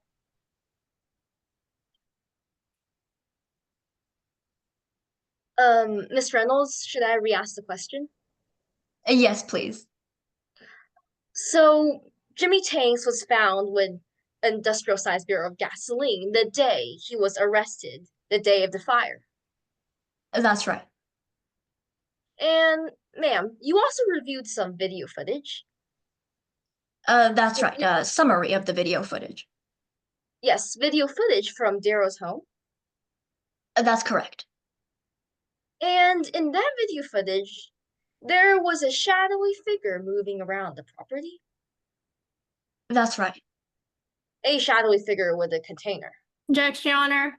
Right now, as to best evidence, we believe Ms. Hahn is right now referring to something provided in the case packet, and we ask that they first admit it into evidence before going any further. What do you say about that, Ms. Hahn? Yes, the prosecution will now screen share what is in pre-marked as Exhibit 2 for witness identification purposes. Okay.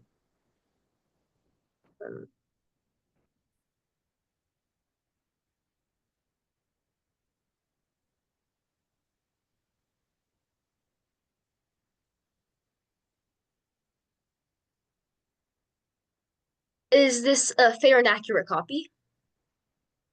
Yeah, looks like it. Has it been changed or altered in any way since you last saw this? I don't think so, ma'am. With this, the prosecution moves to enter Exhibit 2 into evidence. Okay, any objection? Yes, Your Honor, hearsay. It's an out-of-court statement being used for the truth of the matter asserted. Okay, let's hear what Ms. Hahn has to say about that. This falls under Rule 8036, which is an exception to hearsay. This record was made near the time, and it was transmitted by someone with knowledge. Sorry. I'm sorry. Yeah, SDHE technology. And, this was kept in the course of the regularly conducted activity of a business, which is SDHE technology, and making the record was a regular practice. And this was verified by a custodian that has a certification that complies with Rule 90211. Your Honor, if I may respond to that. I'd like to hear the response, Ms. Lowe. Yes, Your Honor. Pursuant to Rule 90211, we weren't given a reasonable notice before this trial that they were going to be offering Exhibit 2 into evidence. Okay, what do you say about that, Ms. Hahn? Was I this discussed in advance? I believe the prosecution did talk about Exhibit 2 during pre-trial captain's meeting. Your Honor, we weren't given specific notice that they'd be using 8036 as an exception to this, which is what's required under 90211.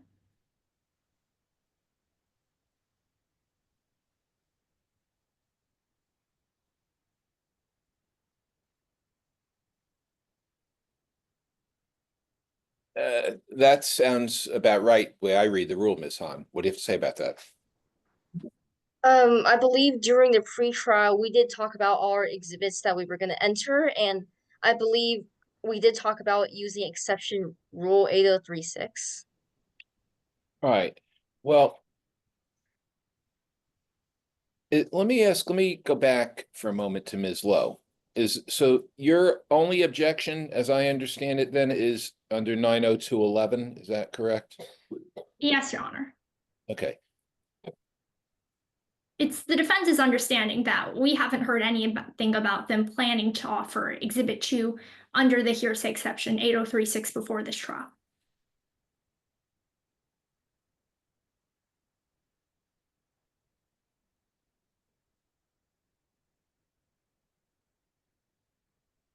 Well, the way you would resolve this, if you really want to get technical, is according to the rule, you'd have to have reasonable written notice.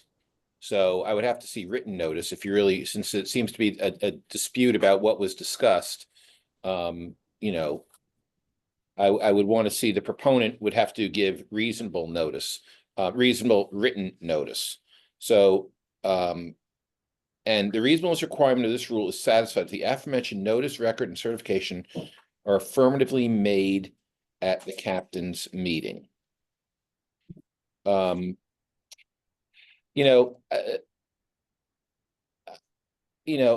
It's a little bit of a tricky situation only because obviously I was not at the captain's meeting and I have no way of knowing what was done, and I have one party saying one thing and one party saying the other thing. That being said, I'm not satisfied that Rule 8036 is met. That being for that reason, I am not going to admit this, because this does not meet, as the testimony that was given does not demonstrate that the exception of the 8036 was met. And I didn't hear anything from the testimony. Normally, as I said, I don't typically would insert myself into anything. I leave it to the parties. But since you're both stuck on an issue where I was not present about 90211, I will tell you that under Rule 8036, what I've heard does not meet that exception. So for that reason, this exhibit is excluded. Yes, Your Honor. The objection Yes, is Your Honor. sustained on the ground of hearsay. Motion to strike all testimony about the security camera footage. Testimony is stricken as it relates to security camera footage. Yes, Your Honor. Ms. Reynolds, should I re-ask the question? Sure, go ahead. So, lastly, you are aware that Jimmie Tanks was found with an industrial-sized barrel of gasoline the day he was arrested the day of the fire. That's a yes, yes.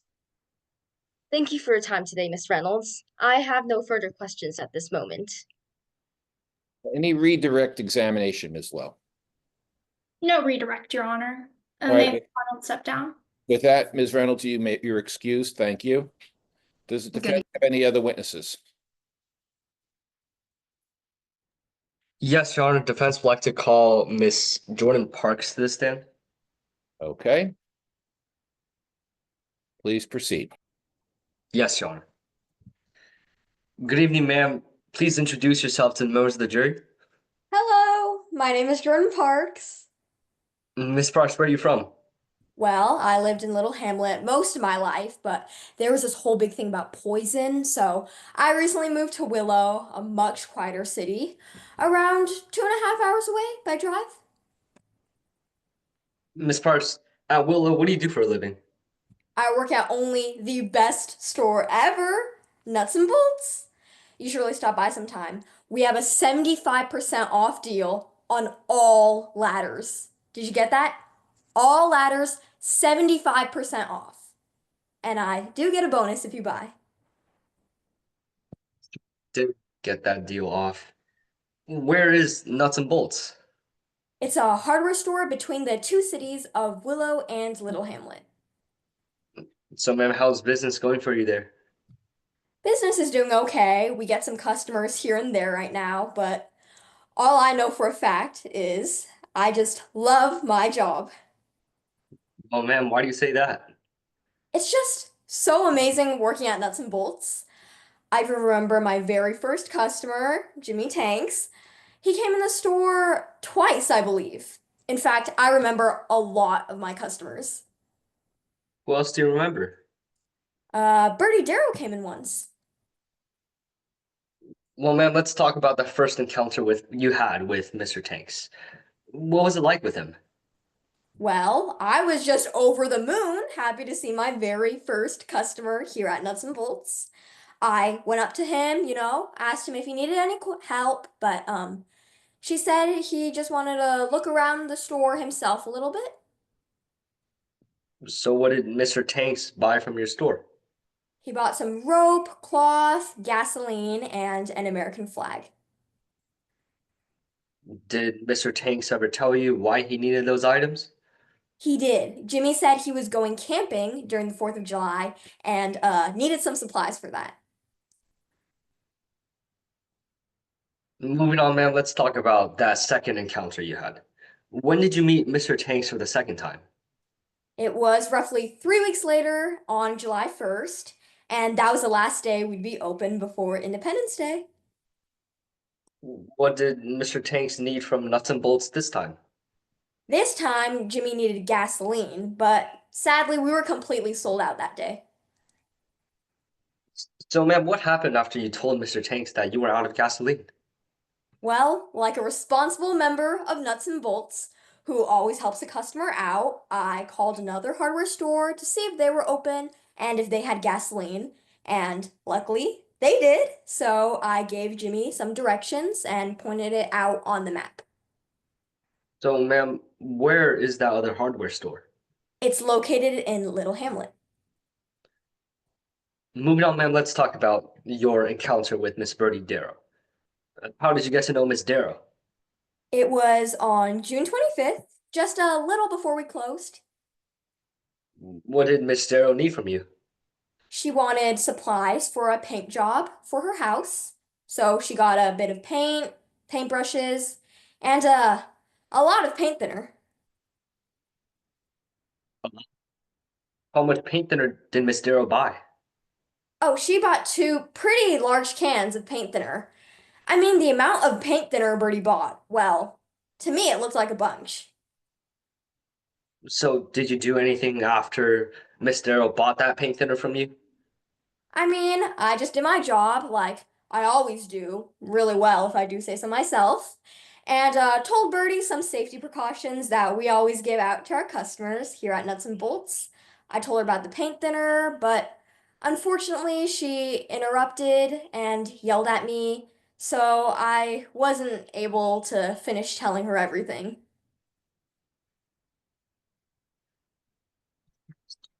Interrupted you. What were the dangers to paint thinner that you started telling her about? Well, I started to tell Bertie that paint thinner was super flammable. Dangerous, really. It's a shame she didn't listen to me. I saw her house on fire when I was watching the news a few days later.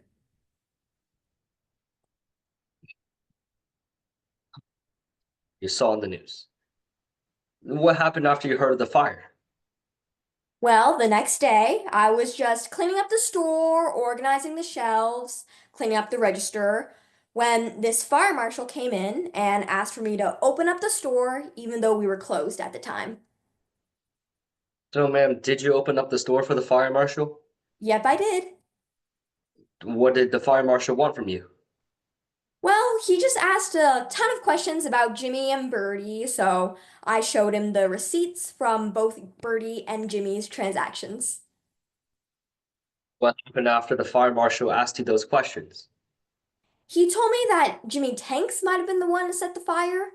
I thought it would have been impossible, though. Your Honor, we're now showing a demonstrative that goes along with the testimony of the witness shown outside the purview of the witness.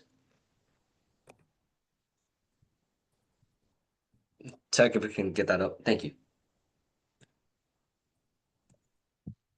Well, ma'am, when you said that you thought it was impossible, why do you think that? I mean, I was with Jimmie until 10:40, and the drive is about an hour and a half to get to Little Hamlet all the way from Nuts and Bolts. So that means he would have arrived at around 11:40 p.m. and then another whole 2.5 hours back from Little Hamlet and back to Willow. The time just wouldn't make any sense. He would have arrived back at Willow at nearly 3:20 a.m. Ma'am, to the best of your knowledge, when did the fire at Bertie Darrow's house start? I saw it on the news and everything. It was around midnight. Thank you, Ms. Sparks. Tech, you can take that down, Your Honor. No further questions. Okay, cross-examination, Ms. Pham. Ma'am, I'd like to start off with your interactions with the defendant. The defendant bought camping supplies from your store, Nuts and Bolts, correct? Yep, he sure did. Now, ma'am, at the time, you were sure that there were no places to go camping nearby, right? Yeah, I just moved pretty recently, so I haven't gone camping near the area or anything, but if there were places, I'd sure love to go sometime. Ma'am, out of respect for the court's time, can you please keep your answers to a yes or no? Oh, yes, ma'am. That's a no to your question. Ma'am, now I'd like to move on. A week after the defendant's first visit, he came again to your store at 10:30 p.m. on July 1st, right? Yes. Yep. When they came, he said that there was no time and that he needed to hurry. Yes, I did hear him say that. Mr. Tanks needed gasoline, didn't he? Yep, that's what he came in looking for. But, ma'am, you were completely out of gasoline, weren't you? We were. I even double checked twice, but yeah, I was sure we were sold out that day. So you told the defendant to go to Little Hamlet to get gasoline. Yep, I searched it up, called him, even gave him directions on a map. And after the defendant left, it had occurred to you that there is a spare tank of gasoline in the store's shed, right? Yes, there was another tank of gasoline in the shed. That's correct. However, when you went to go to the shed, the padlock was already opened, correct? It was, yes. And the spare tank of gasoline was gone, wasn't it? It was, yes. Now, ma'am, before the defendant left, you showed him a map with directions to Little Hamlet, didn't you? I sure did. That was the other store that had gasoline. Now, ma'am, while looking at the map, the defendant stated that the fire department was on 6th and Broadway? Yes, I suppose so. And he mentioned that if something were to burn around there, at least help would be nearby? Yeah, I do recall him saying that. Objection, Your Honor. Best evidence. May I explain? Sure. Your Honor, at this time, opposing counsel is referencing to the map of Little Hamlet, which is part of the case packet as an exhibit, but it has not been entered yet. We ask that opposing counsel enters it into evidence. Okay, well, let me hear what Ms. Pham has to say about that. Your Honor, we're not asking the witness about the map. We're asking about the defendant's responses while looking at the map. Yeah, I'm not sure. You haven't convinced me, Mr. Chow, why it is that the map is needed at this point. You know, I'm not sure I hear that from you. So why don't you give it one more shot? Tell me why it is that you think that map is needed. Yes, Your Honor. Simply because opposing counsel is referencing it during this cross-examination, and we believe that the map would go to show the members of the jury a detailed view of exactly Little Hamlet, Willow, the fire station. Uh-huh. So let me ask you this question, Mr. Chow. Why can't you raise that on, redirect examination?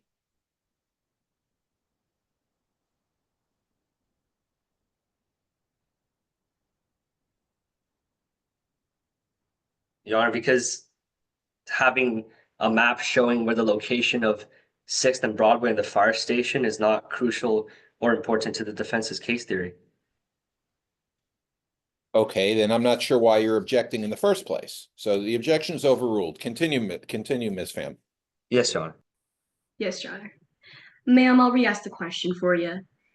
The defendant mentioned that if something were to burn around there, being 6th and Broadway, at least help would be nearby? Yeah, I do recall him mentioning that. And then, ma'am, after, Mr. Tanks also stated that only some things are meant to burn. Yes, I suppose he did say that. Now, ma'am, moving on. After you gave the directions to the defendant, he left at 10:40 p.m.? Yes, that's what I remember the time was.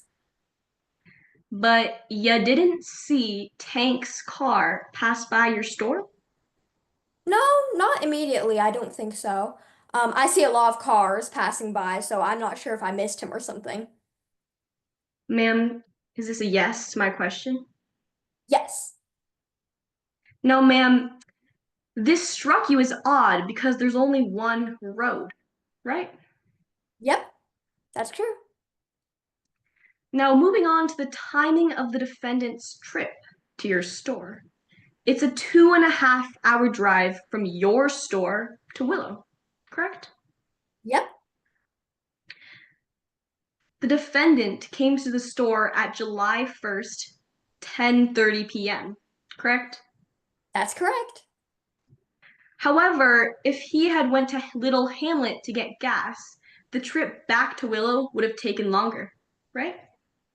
I suppose it would have, yes. In fact, ma'am, had the defendant gone to Little Hamlet, he would have gotten back to Willow at around 3:20 a.m., correct? Yep, that's exactly how I would have imagined it. However, if Tanks had gone straight back to Willow, he would have gotten there around midnight? Yeah, I suppose so. Now, ma'am, the next day you saw on the news that Bertie Darrow's house burned down that night, July 1st at around midnight. I did, unfortunately. No further questions, Your Honor. Okay, any redirect examination, Mr. Chow? Yes, Your Honor, briefly. Okay, go ahead. Ma'am, just now during cross-examination, Ms. Pham asked you some questions regarding a missing tank of gasoline. Why did you think that tank of gasoline went missing? I mean, it was quite late that night for me, if I do say so myself. Come to think of it later, my amazing and just lovely boss might have taken it. He sometimes comes around once in a while for his own car supplies from that shed. Ma'am, later on that night after you told Mr. Tanks where the other hardware store was, did you see his car going back to Willow? No, I see a lot of cars going back and forth down that road. I don't think I did. Thank you, ma'am. No further questions, Your Honor. May the witness step down? Yes, the witness is excused. Thank you very much, Ms. Parks.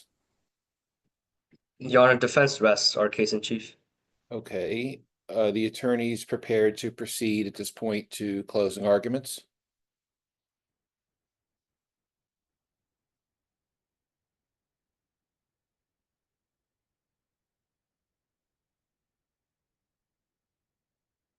I'm not hearing any answer.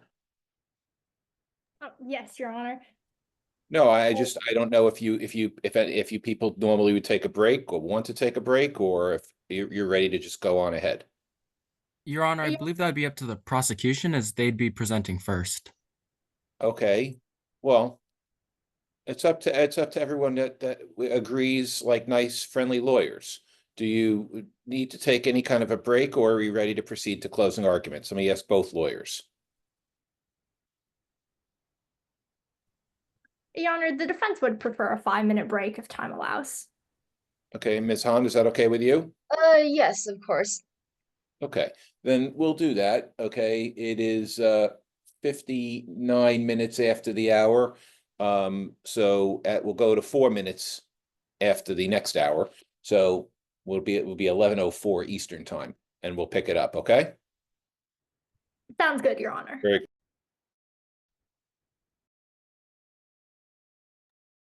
Okay, is everybody back? Yes, the prosecution is present and ready to proceed. Okay, very good. Please proceed with Ms. Hahn. Please proceed with your closing argument.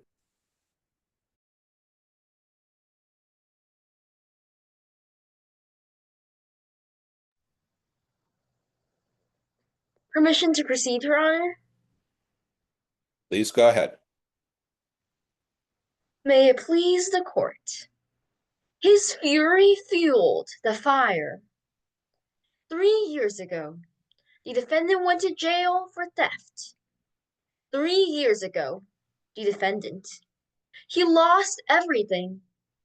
And because of that, 3 years ago, the defendant, Jimmie Tanks, made a promise to find the one who got her arrested, then kill her.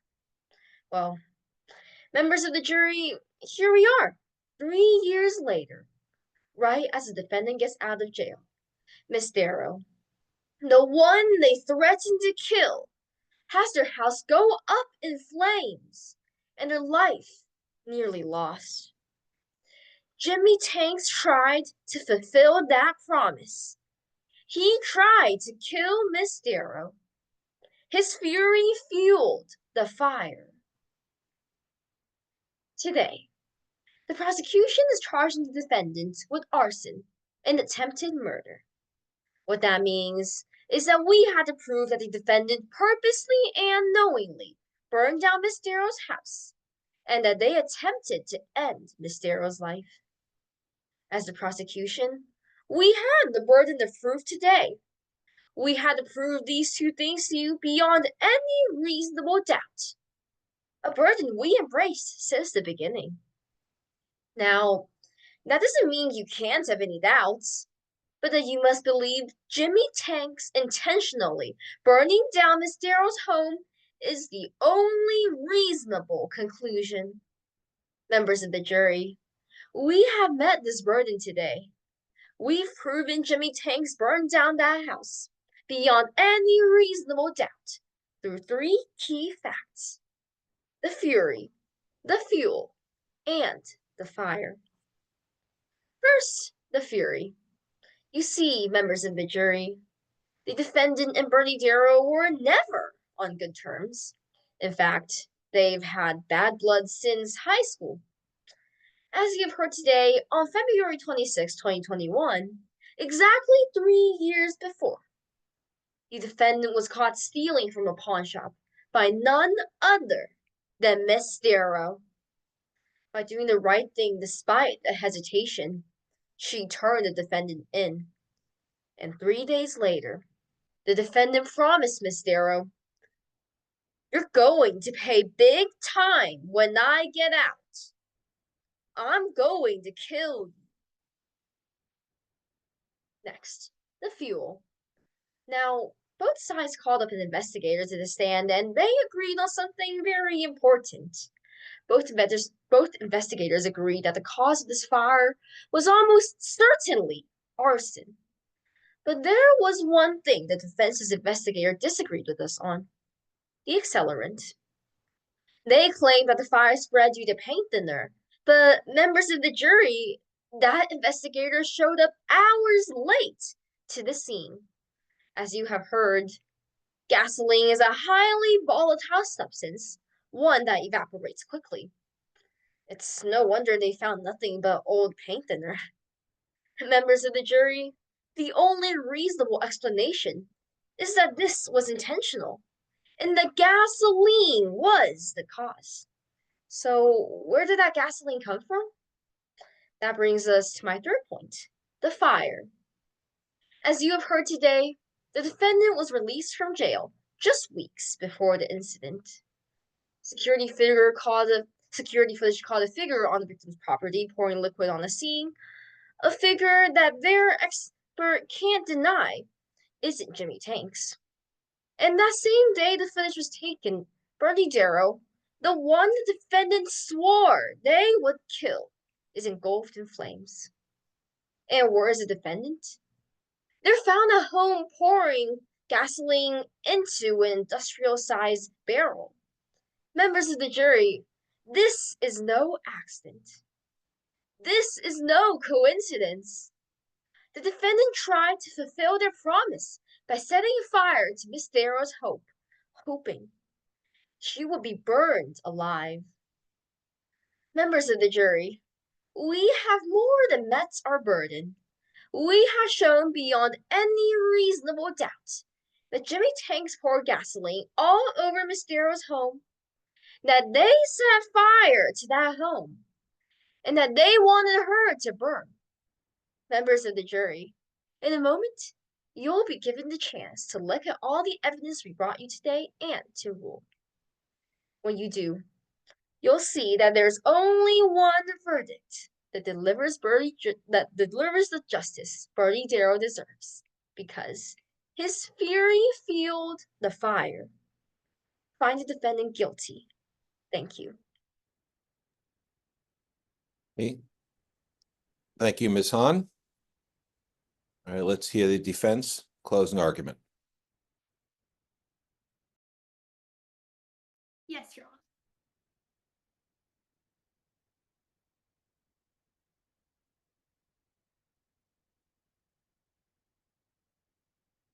He was framed with flame. Members of the jury, the prosecution keeps saying the same thing over and over again. Ms. Fury fueled the fire. But that isn't true. Because it was Bertie Darrow's need for funds that fueled the flames. Members of the jury, before we go any deeper into the facts of this case, I want to take a step back and talk a little bit more about something we might all understand a little bit better. Gambling. Think of a game of poker. The cards get dealt to the players, and one player is given a bad hand. The cards that are near impossible to win. But she doesn't play the players, the cards. She plays the players. She makes a big bluff, risking everything in hopes the other players will concede, and they do. Members of the jury, that poker player is Bertie Darrow. In her hand is a pile of debt, leaving her desperate of money. So she makes her bluff when she sets her house on fire, risking everything. But instead of the police and the prosecution counsel thinking deeper about her hand, they are fooled. And that is why my client is sitting in this courtroom today. Members of the jury, my client was framed with flame. And it is the prosecution, and only the prosecution's burden today, to prove beyond every reasonable doubt that Mr. Tanks committed the crime. They needed to prove every aspect of 2 counts, arson and attempted murder. It takes more than a few catchy phrases to meet the highest burden in our legal system. And as the defense, we don't need to prove anything. We don't need for you to think beyond a reasonable doubt that Bertie Darrow set his house on fire for money. She's not on trial today. We just need to show doubt. That even if there's a small possibility in your mind, members of the jury, that just maybe Bertie Darrow could also be a suspect for this crime, then you have to vote not guilty. And we've left you with those doubts consistently today with 3 facts: the flame, the fraud, and the frame. First, the flame. You heard from Miss Parks when she took that stand today that Bertie Darrow bought 2 huge cans of paint thinner and a fire extinguisher. Members of the jury, you don't need that much paint thinner to paint a house, and you don't need a fire extinguisher unless you expect a fire. It was Bertie Darrow who covered her home with the paint thinner so it'd all go up in flames with the smallest spark. So secondly, the fraud. Members of the jury, Bertie Darrow was drowning in debt. She had hundreds of thousands of dollars to pay back, and a teaching job just wouldn't cover it. You learned today from Miss Reynolds, an insurance investigator, how Bertie Darrow took out an insurance policy exactly 1 month before the fire and would gain nearly $1 million if that house burned down. More than enough to cover every last penny of debt. So finally, the frame. You've heard from the government's own fire investigator that when he spoke to Darrow after the house burned down, Bertie Darrow instantly blamed Mr. Tanks, his arch nemesis. Bertie Darrow didn't get a look at the criminal's face. She didn't recognize my client's voice from anywhere in the days leading up to the fire. In fact, the last time Bertie Darrow saw Mr. Tanks was over 3 years ago. But when the police came asking, she pointed the finger straight to my client, and no questions were asked. But I've got a question for you, members of the jury. Who's taking home nearly $1 million in cash if they win this trial? That's Bertie Darrow. And she's the one who needs the money to pay off her debt and start a fresh life. There was only one person who was gonna lose in her perfect world. That's my client, Mr. Tanks. And Bertie Darrow doesn't even like him. He was her arch nemesis back in high school, and she would have no problem sending him right back to jail like she did so many years ago. My client was framed with flame.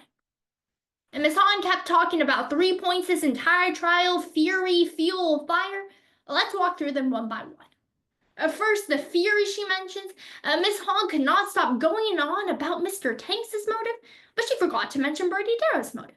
Because it's Bertie Darrow who's stuck neck deep in debt, and she could make all those problems go away by setting a fire and winning nearly $1 million. Well, on the other hand, Mr. Tanks just got out of jail. The last thing he'd want to do is risk being sent back. And second, they keep talking about fuel. Today, you heard the government's own fire investigator admit on stand he didn't take any samples from the walls, and even said that there were most likely ignitable liquids on the walls. Well, our fire investigator, Miss Reynolds, did take samples from the walls and tested them. What she found was paint thinner, not gasoline. The person who bought paint thinner just days before the fire was Bertie Darrow, not Jimmie Tanks. So third, the fire. Ms. Hahn keeps talking about gasoline being found at my client's home, but they haven't even proved gasoline was what started the fire. What we have is conflicting expert testimony and plenty of reasonable doubt. He was framed with flame. Members of the jury, look at the facts and come to the only fair and just decision. Find Jimmie Tanks not guilty. Thank you. Okay, thank you, Ms. Lowe. Is there any time for rebuttal from Ms. Hahn? Yes, Your Honor. According to my timer, Ms. Hahn has 30 seconds left. All right, Ms. Hahn, we're listening to you for 30 seconds. Go ahead. Yes, Your Honor. Permission to proceed? Go ahead. He was framed with flame. Members of the jury, the defense has testified to the fact that Bertie Darrow burned down her own home because she was greedy and in debt and needed profits. But however, the moment her house burned down, Darrow couldn't believe it. It was the one last thing she had left of her Aunt Lucia. And yes, love for a house doesn't pay debts. But selling the house does. And selling the house would make all her financial problems go away. But Miss Darrow passed off on the many good offers she got on her house. Because the market value of the house meant nothing compared to its value for Miss Okay, Darrow. it appears that Ms. Hahn, you're out of time, if I saw the sign correctly. Yes, Your Honor. All right, but thank you very much. And at this point, I guess the judges should all submit their scores and things. I think it would be helpful if everybody puts their cameras on so we could see the names of the people and be reminded of everybody's parts.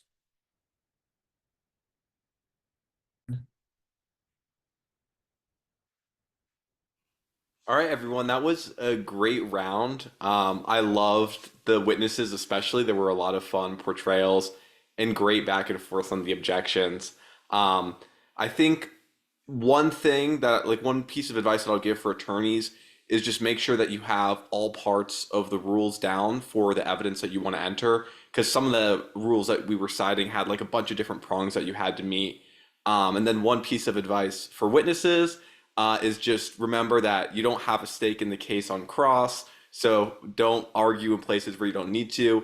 But overall, guys, those were really nitpicky comments because I thought this was an excellent round and I had a ton of fun watching and judging it. So congrats on making it this far and good luck to whichever one of you goes on to the final. Congrats. It was a great round, like Micah said. I think I appreciated it, and I think it's a little ironic how similar y'all's themes and honestly your structures and your openings and closes are. I think that's just a testament to how locked in and familiar with this case and fact pattern you all are at this point. So I thought it was a very balanced round. Good job to everybody, and I'm excited to see what the results are. Yeah, well, first of all, I mean, who would have guessed you're really good at mock trial? Obviously, this is the semifinal round. I pretty much knew that that was going to happen, but still, I was surprised by how great you guys all are with your content and everything. One piece of advice, I think, especially if you guys are interested in doing mock trial in college, is I never did it in high school, but I heard that the styles are just different. But in college, there's a big emphasis on everything feeling like very natural and very conversational. And because you guys have spent so much time like perfecting your content, sometimes it feels, like you spent a lot of time practicing it. And that's a really hard thing to like brain out, but it's something that I'd recommend start working on, make things try to feel a little bit more natural. But everything was so good that's just really like the most nitpicky thing that I can focus on just to give you guys something to work for. But you guys did great. Yeah, I mean, there's no beating around the bush. It was a very excellent high level round. Again, I'm pretty blown away that a bunch of high schoolers are able to do this at that level. It'll really set you guys apart, not just from, the teams that you've competed against to earn your way to this level, but also frankly from many people in your generation. You're going to go forward with this and have a public speaking ability that very few other people around you are going to have. And it was really just miraculous to see how you guys pulled this together.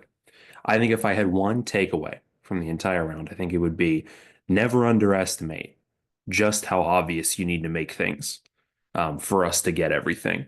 Right. You guys have been with this case. You understand the nuances. You all are clearly operating with such a level of confidence and command of the facts. But I don't remember if it might have been Jackson at the start of the round or Jordan who said, we don't know anything. So there were a few times where I think things got lost in the sauce a little bit. Just make sure to break them down and you can treat us like we're stupid a little bit.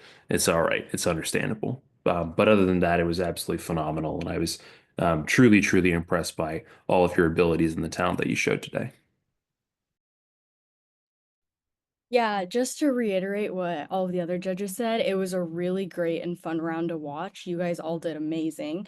The witnesses were all super likable. I liked the accent and just how, for some of them and just the character bits and how fun that was. The attorneys were super clean. I liked all of the objections going back and forth. I thought all of the statements were really good. If I had one piece of advice for everyone, both witnesses and attorneys, I would say to focus more on tone variation. So, like, if you're a witness and you're throwing in a joke, make sure it's clear that it's a joke by varying your tone. Same with the attorneys. Switch it up when you're making a point, or, if you really want to exaggerate something, either be super loud or be quiet and just switch it up just so it's a little bit more entertaining and packs more of a punch. But overall, like everyone else said, you guys did incredible and it was really fun to watch. Okay, last and least, I will tell you this was a very impressive round. There are a number of things I'll just point out that jumped out at me. I liked Mr. Chow's style on cross-examination. And I say that singularly because not a lot of people have done that. Okay. And what it is when you ask a question, it's a lot more potent when you add something like, isn't that right? Or correct? And if you'll notice, almost every question he asked ended that way, as opposed to asking a question and you like raise the pitch of your voice, and you were at the top of the hill, instead of saying you were at the top of the hill, isn't that correct? It's a lot stronger when you're cross-examining a witness.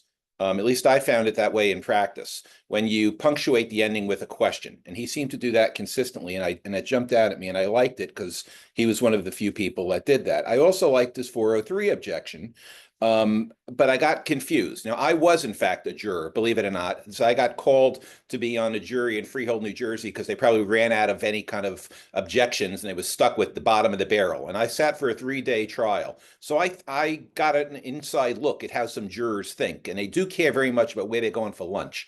Okay, but other than that, okay, they watch things like how do the lawyers dress, who's more put together. They look at a lot of things, intangibles, but they also, just like was said earlier, they do need things to be explained to them in a very clear manner. You can't assume people understand, what's going on. You need to really explain it to them. That's how, when I judge these things, I listen to what I'm listening to. Yes, on one hand, as a lawyer, so I'm listening to the rules and things. I'm also listening as a juror to say, okay, are they explaining this adequately to me? I liked the Rule 403 objection on the burn. Okay, because I think you raised the point that at that point, it wasn't of much probative value. But then as a juror, I got confused because later on, it seemed like your side made a whole big deal about the burns. So all of a sudden, the probative value seemed like it got more important. And I wasn't, a juror can get confused if they think about that. They're like, well, wait a minute, the burn, but disregard the burn because the judge said, and now we're talking about the burn a lot at the end. So I didn't understand that so much. And I agreed with the comment about knowing the rules. This goes on, I will tell you, countless times in collegiate mock trial. When I judge AMTA competitions all the time, I say the same thing. People don't follow the rule 8036. Okay. And it's important, by the way, it's not acceptable for the astute listener that the lawyer testifies as to how you meet the elements of Rule 8036. The witness is supposed to testify to it. The lawyer should be having that rule in hand and going through all of those elements and asking the witness that. And once they don't do that, if someone objects due to a lack of foundation or hearsay or whatever it is, that objection is going to be sustained. Okay. Now here you got into this little odd thing where one side said something at a captain meeting, the other one didn't. The answer really was you didn't have to go that far. Someone could have said, well, you didn't meet the elements under Rule 8036. And I ultimately decided it on that because I wasn't in on the captain's meeting and I was left with no other choice to flip the coin. But I will tell you, you've got to listen and look at those rules. Okay. I like, by the way, the witness Harley Blaze, Mr. Hong, is that correct? Who is he at? Yeah, I like that. Bertie was shooken. I got a kick out of that. I always listen for something in the trial that I wonder where that comes from. I mean, fear not, okay? The Americans goof up the language much worse than that, okay? But I did get a kick out of the shooken. I like that. And I didn't understand why Ms. Han gave up on Exhibit 1, so quickly. I mean, I wouldn't have given up on it so quickly. I also didn't understand, going back to 8036, Bertie Darrow would know her financials, okay? And you could have argued that she would be a qualified witness. If you had the rule through 8036, you could have said she'd be the qualified witness, and then you wouldn't have to get into worrying about what the certification says at the bottom of the financial thing. So, you want to be mindful of these things, but I think overall, I thought this was like everybody said, I think it was a very excellent round. I thought there was some very good arguments. I like if you don't, succeed on an exhibit or a lack of foundation, if you go back and make another effort at it. I think everyone should be very proud of themselves. I think this was a really very high level, terrific job. And it was also very fun from my perspective to watch and judge. So congratulations to all of you. All right, folks, time for the results. Let's begin with the MVPs. With 6 judges, we'll start with the witnesses. I'm starting with the witnesses because this was as split as a split decision can get. Every witness received at least 1 vote. Co-MVPs of the round, both with 2 votes, from the prosecution, Miss Grace Lee, and from the defense, Miss Mira Jane. There were 6 potential votes for attorney MVP. 1 vote went to Mr. James Joe. The other 5 votes went to Miss Anya Luo. That takes us to the results. This was a close round. With 6 judges, 4 of the ballots were within single digits, the margin of 1 exam. But advancing to the final round, top 2 out of 44 teams, is the defense, Team Silver. Thank you so much. A lot to be proud of. And congratulations as well to the prosecution, Team Blue. We always do this so that we can show folks from all ages can excel. Any seniors, please raise your hand. Juniors? Sophomores? Freshmen? 8th graders? You see the shocked faces from some of these judges because of the excellent performances that we saw today. Ballots are in the chat. Good luck in the final round.